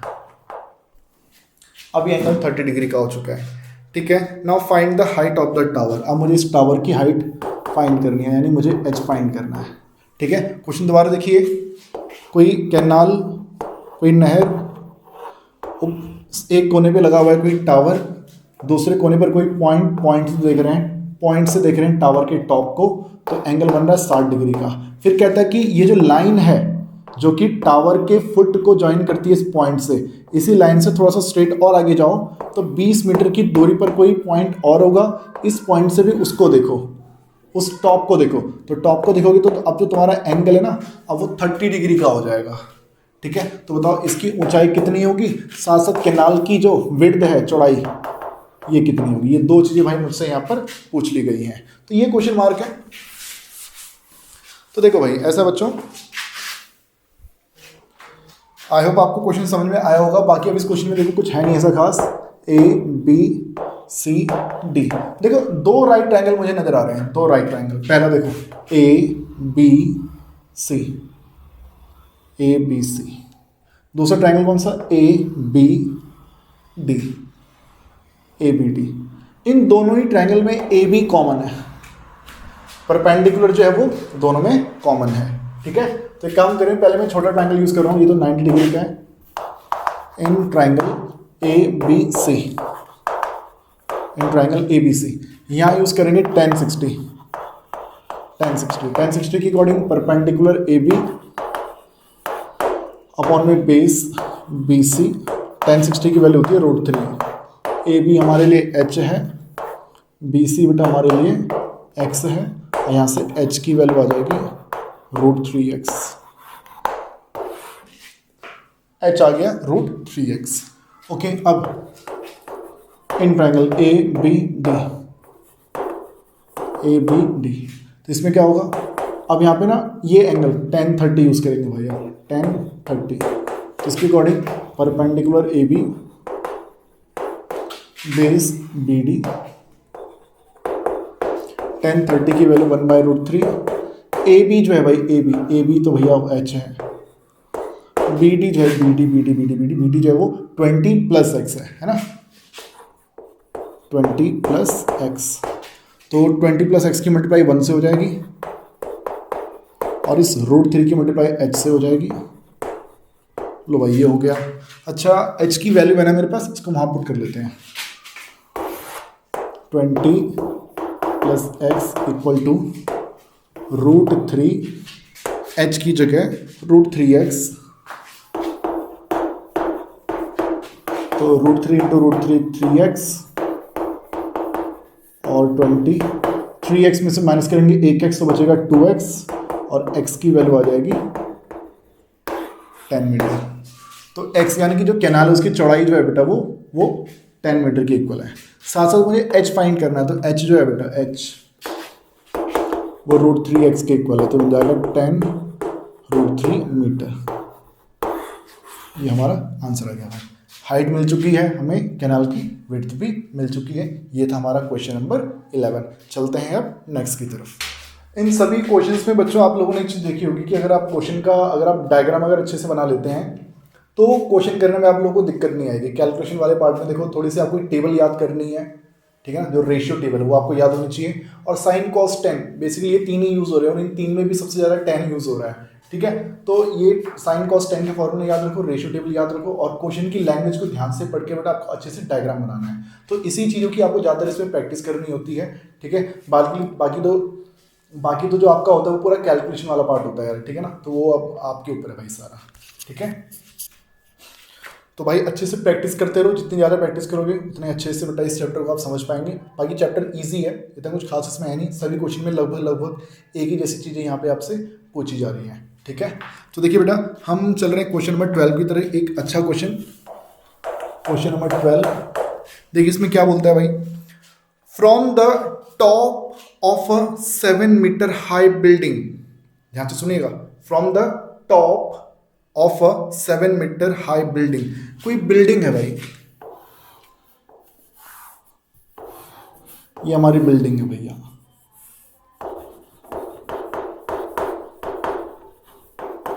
ऊंचाई कितनी है इसकी 7 मीटर है, ठीक है। अब इसके टॉप से यहां से शायद नीचे देख रहे होंगे, शायद पढ़ते हैं आगे क्या कहते हैं, from the top of a 7 metre high building the angle of elevation, ओहो बोल दिया क्या, द एंगल ऑफ एलिवेशन, यानी नीचे नहीं देख रहे हैं, ऊपर देख रहे हैं, ठीक है। अगर बोलता है एंगल ऑफ डिप्रेशन तब मैं वहां से नीचे देख रहा होता, लेकिन इसने क्या बोला, नहीं नीचे नहीं देख रहे भाई, ऊपर देख रहे हैं। कैसे पता चला, इसने बोला एंगल ऑफ एलिवेशन, ठीक है। और एंगल ऑफ एलिवेशन जब भी बोल दे यानी हम यहां से नीचे नहीं ऊपर की तरफ देख रहे होंगे भाई।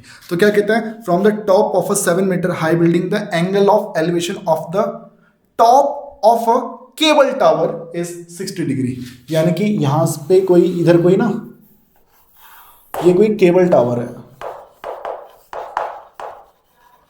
और इस पॉइंट से मैं इसके टॉप को देख रहा हूं, तो देखो ये हॉरिजॉन्टल हो गया, ये आपके लिए हॉरिजॉन्टल हो गया। तो हॉरिजॉन्टल के साथ जो एंगल बन रहा है भाई, वो एंगल कितने का है, वो एंगल है 60 डिग्री का। ओके सर, ठीक है। And the angle of depression, इसी पॉइंट से भाई, अब डिप्रेशन भी बोल दिया, यानी अब ऊपर नहीं, अब कहाँ, अब नीचे, यहां से नीचे देख रहे हैं, कहाँ देख रहे हैं, पढ़ते हैं आगे। Angle of depression of its foot, भाई इस टावर का टॉप तो ये रहा, टावर का फुट का है, ये रहा भैया, तो वहां से नीचे भी देख रहे हैं भाई। तो अब जो एंगल ऑफ डिप्रेशन है वो कितने का है भाई, वो एंगल ऑफ डिप्रेशन 45 डिग्री का है। बात समझ में आ रही दोस्तों, दोबारा से देखिएगा। एक बिल्डिंग है और उसके बगल में कोई टावर है, इस बिल्डिंग के टॉप से टावर के टॉप को देख रहे हैं, साथ साथ टावर के बॉटम को भी देख रहे हैं, ये तो हॉरिजॉन्टल है भाई। तो जब टॉप को देख रहे थे तो एंगल ऑफ एलिवेशन जो था वो 60 डिग्री का था, और जब बॉटम को देख रहे हैं भैया, इसके बॉटम को देख रहे हैं, तो ये एंगल कितने का है, ये 45 डिग्री का है। समझ में आ रही बात, ठीक है। अब जरा देखिए, अगर ये 45 है तो ये भी कितने का होगा, 45 का ही होगा भैया, एंगल ऑल्टरनेट इंटीरियर एंगल, ठीक है। क्योंकि ये लाइन और ये लाइन पैरेलल है ना, और ये एक ट्रांसवर्सल हो गई, तो ये एंगल जो होगा वो इस एंगल के इक्वल होगा, और ये 45 का है तो ये भी 45 का ही होगा। ओके, अब करना क्या है भाई, अच्छा एक चीज़ मैं इसमें देख रहा हूँ, अगर ये जो इतनी लेंथ है वो 7 है, तो ये जो इतनी लेंथ होगी ये भी 7 ही होगी। हाँ, इतने के बारे में मेरे को नहीं मालूम भाई, ये मेरे को नहीं मालूम कितना, तो एक काम करते हैं, इसको x मान लेते हैं, ठीक है, x या फिर h मान लेते हैं, इसको h मान लेते हैं भाई, ठीक है दोस्तों। और इसको अगर मैं x का दूँ बेटा, अगर ये x है तो इस हिसाब से यहाँ से लेकर यहाँ तक भी x ही होगा। नाम दे देते हैं A B C D, ये E, ठीक है। तो C से लेके E जो है वो हमारे लिए बिल्डिंग है, बिल्डिंग की लेंथ है 7 मीटर। A से लेके B तक हमने मान लिया H, B से D तक तो 7 है ही, और जो DE है, DE और BC दोनों एक दूसरे के इक्वल होंगे, और दोनों की लेंथ कितनी होगी, वो x मीटर होगी, ठीक है। क्वेश्चन को पढ़ते हैं आगे, करना क्या क्वेश्चन में, क्वेश्चन को पढ़ते हैं आगे। क्वेश्चन में बोला गया determine the height of the tower. अब मुझे इस टावर की हाइट फाइंड करनी है। तो टावर में भाई देखो ऐसा नहीं, ये तो इतना तो मेरे को मालूम है, ये इतना B से लेकर D तक का हिस्सा कितना है 7, बस मुझे इतना हिस्सा और पता चल जाए। तो उसको पता करने के लिए देखो बेटा मैं क्या करने वाला हूँ यहाँ पे, सबसे पहले ले रहे हैं ये वाला ट्रायंगल, ये ट्रायंगल देखिए जरा एक बार ध्यान से, DEC, इन ट्रायंगल DE और C, इसमें भाई अगर ये 45 डिग्री का है तो इस 45 डिग्री के अकॉर्डिंग मैं यूज़ कर रहा हूँ 1045, ये है परपेंडिकुलर EC, ये है बेस DE, 1045 की वैल्यू 1, EC की वैल्यू है 7 और DE की वैल्यू है x, तो x की वैल्यू यहाँ से आ जाएगी 7 मीटर। यानी कि एक बार आप समझ गए, DE भी 7 है और BC भी 7 ही होगा, BC और DE दोनों, x ये 7 है भाई, तो ये जो BC है वो भी 7 होगा, वो चीज़ मैंने वहाँ पे लिख दी है, ठीक है। अब मुझे चाहिए h, अब तो आसानी देखो ये मिल गया तो ये भी मिल जाएगा, in triangle ABC, in triangle AB and C। तो यहाँ पर देखिए ऐसा है ना, इस 60 का यूज़ करेंगे, 1060, इस 60 के अकॉर्डिंग ये परपेंडिकुलर है और ये मेरे लिए बेस है। tan 60 की वैल्यू √3, AB की वैल्यू है h और BC की वैल्यू है BC की वैल्यू हमने भी निकाली है 7। तो यहाँ से h की वैल्यू आ गई 7 √3 मीटर। ठीक है भाई, h भी आ गया। नाउ हमें चाहिए क्या? हमें तो चाहिए टावर की हाइट। टावर जो है भाई वो है पूरा AD के इक्वल, और उस AD को अगर आप फाइंड करना चाहते हो तो आपको इस BD में AD जोड़ना पड़ेगा, BD में AD जोड़ना पड़ेगा। और BD जो है BD वो है 7 और AD हमने अभी निकाला। AD तो निकालना है यार, ये मैंने गलत लिख दिया है। AD जो है वो AB प्लस BD है। AD फाइंड करने के लिए इस AB में इस BD को प्लस करना पड़ेगा। तो BD की वैल्यू 7 है और AB की वैल्यू गाइस हमने अभी निकाल दी है। AB की वैल्यू h निकल गई हमारी कितनी? 7 √3। दोनों में आप देख सकते हैं 7 कॉमन बचेगा, 1 प्लस में √3 मीटर। ये हमारा आंसर आएगा भाई। ओके, सो देखिए क्वेश्चन को थोड़ा इसकी जो लैंग्वेज थी वो थोड़ी खतरनाक सी थी। ठीक है, शब्दों को ध्यान से सुनना है, ध्यान से समझना है, ध्यान से पढ़ना है। डायग्राम अगर बन गया तो फिर कुछ भी नहीं था भाई इस क्वेश्चन में। ओके, चलो बच्चों देखिए अब एक क्वेश्चन नंबर 13 बोला गया कि as observed from the top of a 75 metre high lighthouse from the sea level. ठीक है भाई, ठीक है, ये समुद्र है भैया।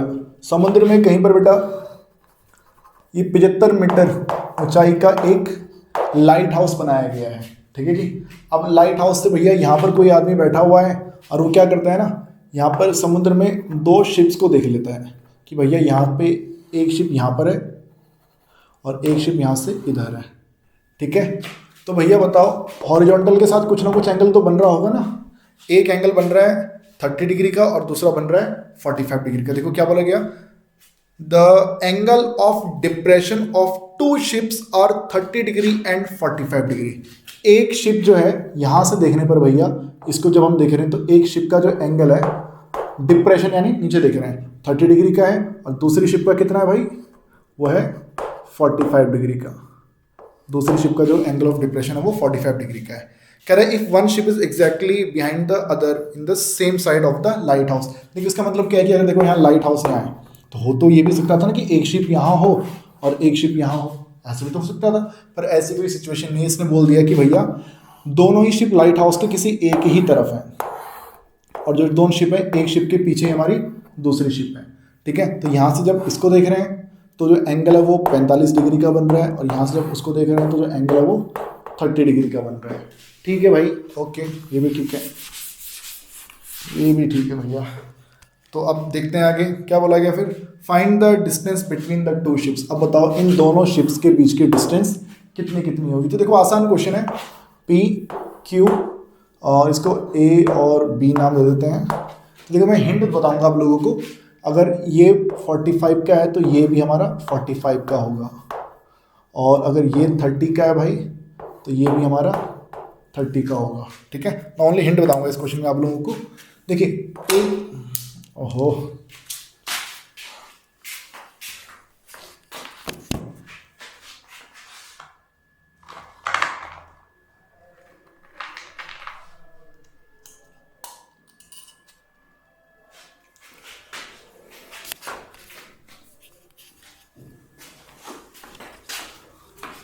देखिए इस पॉइंट से ABP एक ट्रायंगल ये है। इस ट्रायंगल में बेटा परपेंडिकुलर मालूम है, इस एंगल का यूज़ करो आपको BP मिल जाएगा। BP फाइंड करो। ठीक है, फिर बड़ा वाला triangle low, in triangle ABQ लीजिए। तो इस 30 डिग्री का यूज़ करके बच्चे परपेंडिकुलर मालूम है, आपको पूरा बेस BQ मिल जाएगा। राइट, आपको फाइंड करना क्या है, आपको फाइंड करना है PQ। तो PQ फाइंड करने के लिए इस BQ में से माइनस कर देंगे आप इस BP को, तो आपको PQ की लेंथ मिल जाएगी। तो ये क्वेश्चन इजी है भाई, इसको आप लोग कर लेंगे। ठीक है, हम देखेंगे नेक्स्ट क्वेश्चन सीधा।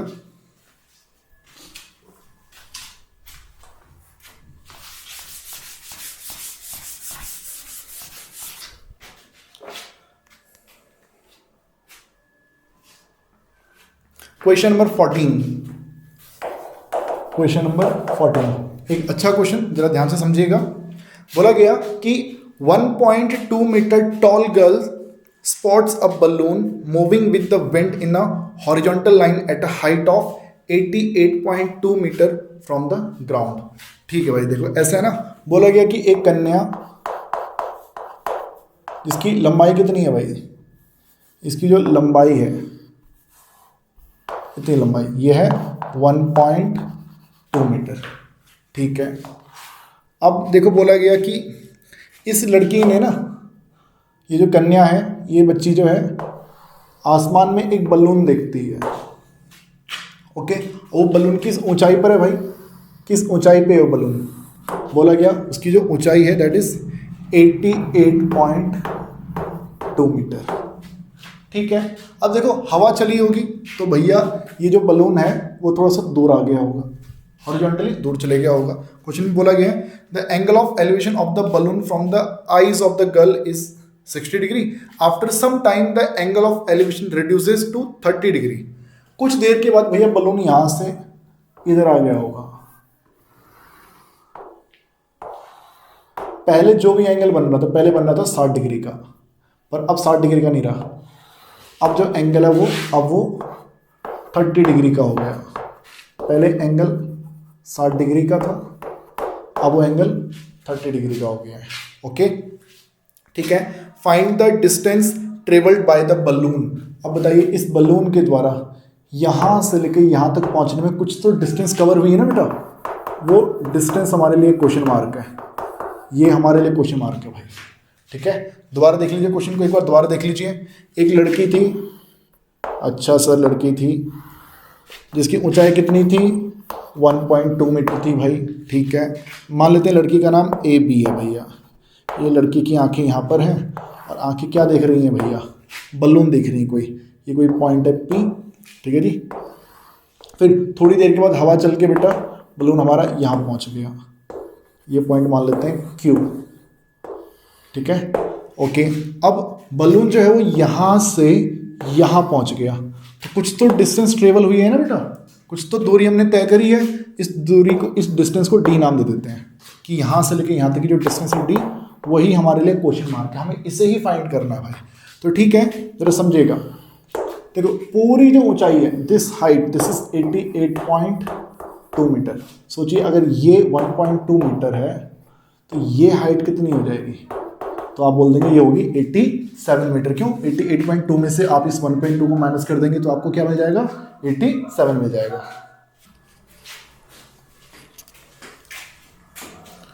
तो ठीक है दोस्तों, इस हिसाब से फिर अगर ये B है, ये P है, ये Q है, ये A है, इस पॉइंट को M नाम दे देते हैं, इस पॉइंट को N नाम दे देते हैं, और ये जो एंगल है वो हमारे लिए 60 डिग्री का है, और वो जो एंगल है वो हमारे लिए 30 डिग्री का है, और ये जो इतनी हाइट है गाइस ये हमारे लिए 87 मीटर है। तो देखो क्वेश्चन इजी है। पहले मैं इस ट्राइंगल BMP का यूज़ करूँगा,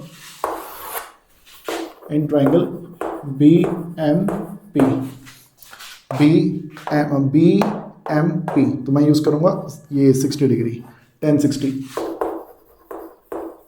हमारे लिए हो जाएगा MP अपॉन में BM, MP अपॉन में BM। MP की वैल्यू है कितना, 87, BM मुझे मालूम नहीं है, 1060 होता है √3, तो BM लेफ्ट में आ जाएगा और 87 के अपॉन में आ जाएगा √3। हाँ, इसको रैशनलाइज कर सकते हैं आप चाहें तो 87 के अपॉन में 3 और 3 दूनी 6, 3 दूनी 27, 29√3, ये वैल्यू है BM की। यहाँ से लेकर यहाँ तक ये डिस्टेंस मिल गई, राइट। अब ऐसे B से लेके N तक की भी डिस्टेंस निकालो इन ट्राइंगल BQN, एन। यहाँ पर बेटा अब यूज़ कीजिए 1030 यूज़ करेंगे यहाँ पे हम। तो 1030 के अकॉर्डिंग बेटा परपेंडिकुलर हमारे लिए क्या है, क्यू एन।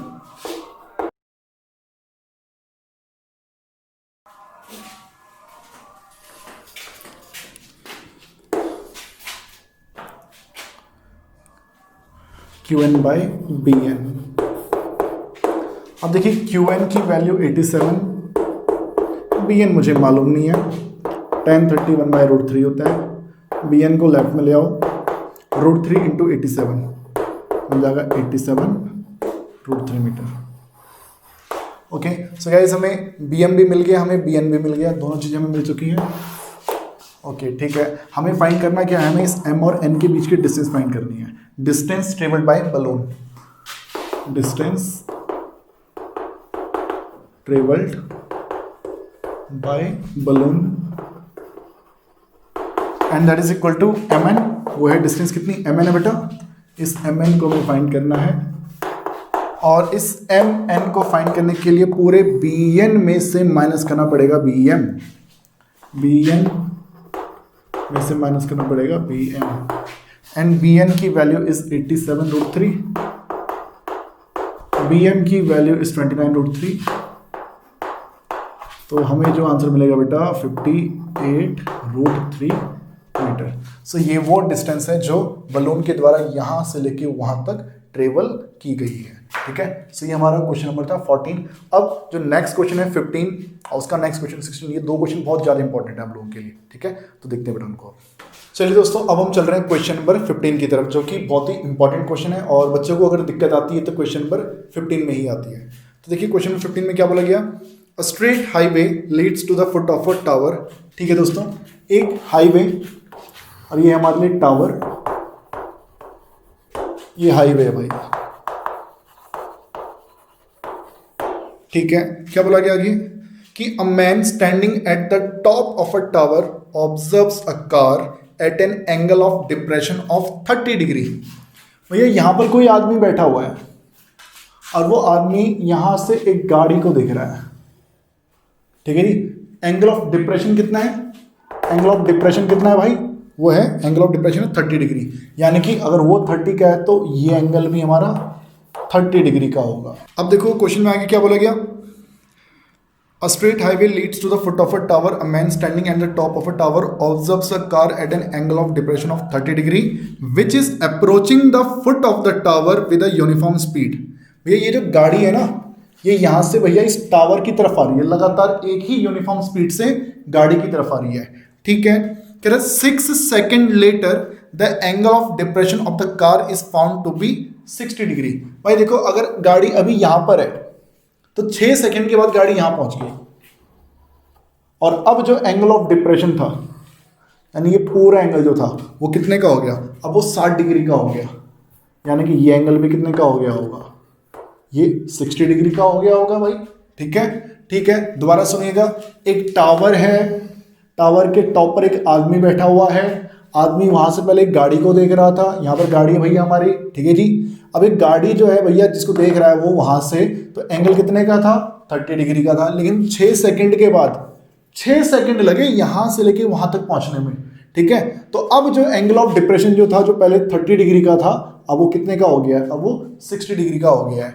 ठीक है, अब क्या बोलते हैं, find the time taken by the car to reach the foot of the tower from this point.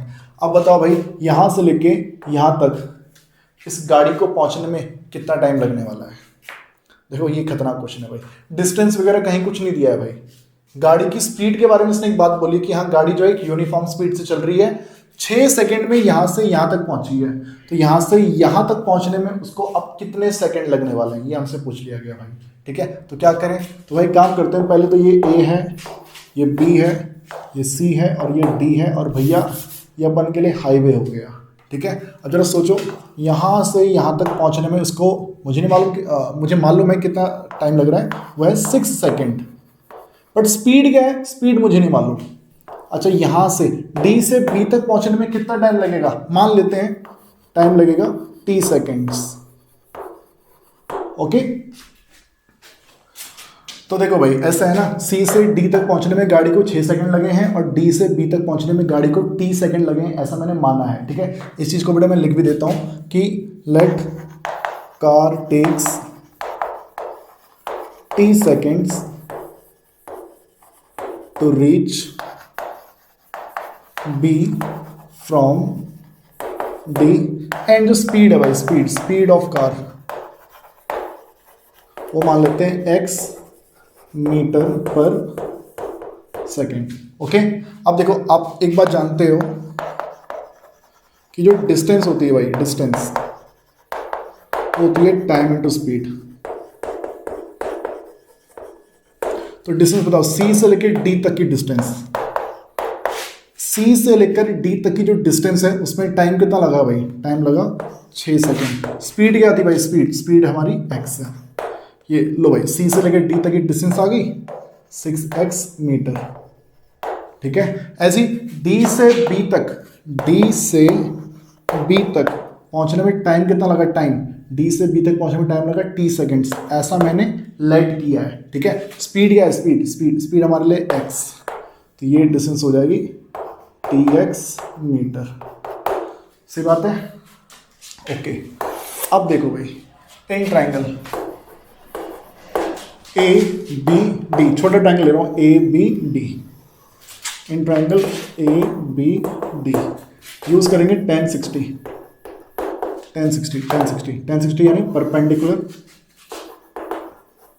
Upon में बेस बी डी। 1060 की वैल्यू √3। ए बी तो मालूम ही नहीं है मुझे, हाँ बी डी तो मालूम है, कितना tx, तो यहाँ से ए बी की वैल्यू आ जाएगी √3 tx। ये हो गई इक्वेशन 1, ये हमारी इक्वेशन 1 बाद में काम आएगी भाई। ठीक है, ओके, अब बड़ा वाला ट्राइंगल लो, A B C, in triangle A B and C, triangle A B C में ये एंगल 30 डिग्री का है ना, तो 10-30 degree perpendicular A B, base B C. Okay, 10-30 की वैल्यू 1/√3, ए बी तो बेटा ये रहा ए बी √3 tx। बी से लेकर सी तक दो चीजें, C D plus B D, और C D is 6x and B D is tx। इसको सॉल्व करना भाई। देखो ए बी की वैल्यू तुमने अभी निकाली थी, लिख दी, बी सी की वैल्यू, बी से लेके सी तक की value, C D plus B D 6x plus tx, ये आ गया 1/√3, ऊपर है √3 tx, डिनोमिनेटर में से x कॉमन ले लो, मिल जाएगा 6 + t। तो देखो x से x कट जाएगा और 6 + t × 1, √3 × √3 मिल जाएगा 3, साथ में रहेगा, साथ में मिल जाएगा t। ठीक है, क्रॉस मल्टीप्लाई कर दिया। Okay, now 6 = 3t - t, 2t, और t की वैल्यू बेटा यहाँ से आ जाएगी 3, यानी कि d से लेके b तक पहुंचने में 3 सेकंड लगेंगे, 3 सेकंड। अगर मैं पूछूं d से लेके b तक पहुंचने में कितना टाइम लगा, तो आप बोल देंगे 3 सेकंड। अगर मैं पूछूं c से लेके b तक पहुंचने में कितना टाइम लगा, तो 6 सेकंड प्लस का वो 3 सेकंड, यानी कि 9 सेकंड। सो गाइस, ये हमारा इसमें आंसर हो गया। सही, अच्छा क्वेश्चन था। मेन इसमें ये जो इतना पोर्शन है, ये आप लोगों को ध्यान रखना पड़ेगा कि आपने कार की स्पीड x ले लेनी है और d से लेके b तक पहुंचने वाला जो टाइम है वो t ले लेना है, और उसके बेसिस पे बेटा आपने डिस्टेंस फाइंड करनी है, c और d के बीच की डिस्टेंस और d और b के बीच की डिस्टेंस। तो डिस्टेंस भले वो x के टर्म्स में आएगी, पर वो काम की होगी भाई, सब कट पिट जाता है, लास्ट में हमें t की वैल्यू मिल जाया करती है। तो ये था भाई क्वेश्चन नंबर 15। अब रह गया एक लास्ट क्वेश्चन नंबर 16। और दोस्तों अब देखिए आपकी बुक में क्वेश्चन नंबर 16, बुक का लास्ट क्वेश्चन, और एक अच्छा इंपॉर्टेंट क्वेश्चन। देखिए क्या बोला गया इसमें, the angle of elevation of the top of a tower from 2 points at a distance of 4 metre and 9 metre from the base of the tower.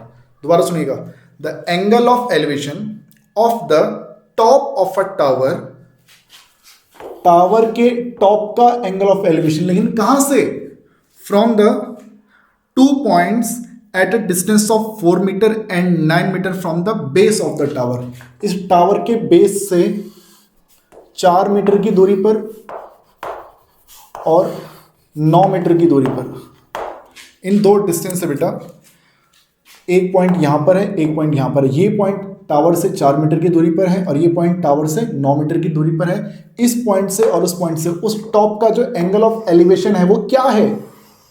वो एंगल ऑफ एलिवेशन क्या है भाई? They are complementary.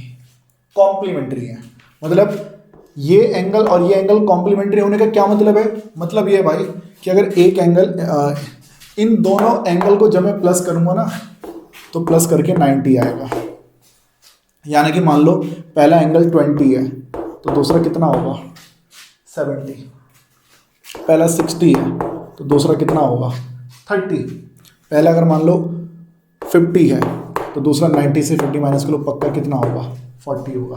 पहला मान लो theta है तो दूसरा कितना होगा? 90 से थीटा माइनस कर लो, 90 माइनस थीटा। दोनों एक दूसरे के कॉम्प्लीमेंट्री। कॉम्प्लीमेंट्री होने का मतलब दोनों का जो समेशन होगा, एडिशन, वो 90 डिग्री के इक्वल होगा।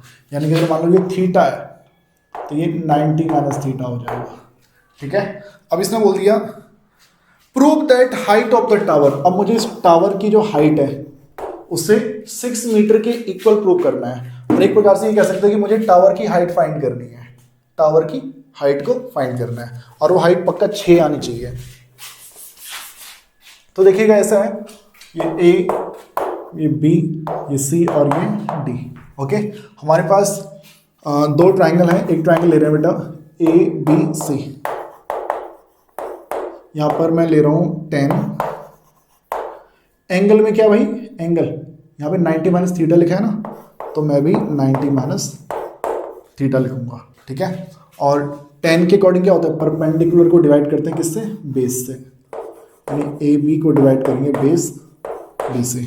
अच्छा, 10 90 माइनस थीटा, जिसने चैप्टर 8 नहीं पढ़ा बेटा उन्हें बता दो, 10 90 माइनस थीटा का इसका फॉर्मूला होता है, ये कॉट थीटा के इक्वल होता है। 10 90 माइनस थीटा जो होता है वो किसके इक्वल होता है? कॉट थीटा के इक्वल होता है। ए बी हमारे लिए एच है, बी सी हमारे लिए 4 है। ठीक है, अच्छा, जिससे नहीं मालूम बेटा उन्हें बता दो, कॉट को 1/10 भी लिख सकते हैं। ठीक है, सो 1/10 की वैल्यू h/4 है। दोनों साइड से उल्टा कर लो, रेसिप्रोकल कर लो, तो tan थीटा की वैल्यू आ जाएगी 4/h। ये मेरे लिए इक्वेशन 1 होगी। अगर cot थीटा h/4 है, आपको ये ध्यान होगा कि cot का उल्टा tan होता है, तो cot अगर h/4 है तो tan कितना होगा? 4/h होगा। ठीक है, ठीक है। अब जैसे मैंने 90 माइनस थीटा यूज किया, अब बड़ा वाला ट्राइंगल ले लो A B D, in triangle A B and D. तो ए बी डी में थीटा दे रखा है, यहाँ पे थीटा लिखा है तो मैं 10 थीटा यूज करूंगा। यहाँ 30 लिखा होता तो मैं 10 30 यूज करता, मतलब जो भी एंगल यहाँ लिखा गया होगा मैं वही यूज करूंगा। तो A B perpendicular A B base B D, okay, और ए बी की value is H, B D की वैल्यू इज 9, तो ये भी tan थीटा हो गया, वो भी tan थीटा है, ये भी tan थीटा है। दो tan थीटा हो गए, दोनों इक्वल ही होंगे भाई, फ्रॉम 1 and 2। जब लेफ्ट हैंड साइड इक्वल है तो राइट हैंड साइड भी इक्वल ही होगी। यानी कि जो 4/h है वो h/9 के इक्वल होगा। h into H, H square, 9 into 4 36, और h इक्वल टू आपका आ जाएगा 6 मीटर। यानी टावर की जो ऊंचाई भाई वो हमारे लिए आ जाएगी 6 मीटर के इक्वल। तो गाइस इसके साथ ही ये चैप्टर हमारा यहाँ पे हो जाता है समाप्त। जैसे कि मैंने बताया था कि ये वीडियो हम ओवर करेंगे, तो इस वीडियो में हम पूरा चैप्टर ओवर करेंगे, तो हमने कर लिया है। एनसीईआरटी के सारे क्वेश्चंस हम लोगों ने देख लिए हैं, बाकी आप इनकी प्रैक्टिस करते रहिए। और आपको ये एडवाइस करूंगा बेटा मैं कि एनसीईआरटी के बाद आपके पास जो भी एक्स्ट्रा बुक कोई हो वो जरूर कीजिए। और कोई गवर्नमेंट बुक, अगर आपके पास कोई गवर्नमेंट इशूड बुक हो, जैसे आप लोगों ने सुना होगा सपोर्टिंग मटेरियल के बारे में,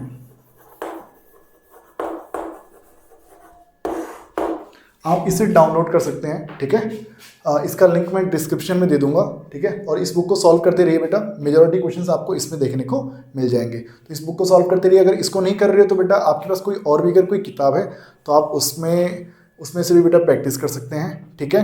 बाकी एक चीज़ और, अनअकैडमी के द्वारा हर संडे को एक टेस्ट ऑर्गेनाइज किया जाता है, ऑल इंडिया लेवल का टेस्ट होता है, फ्री टेस्ट होता है।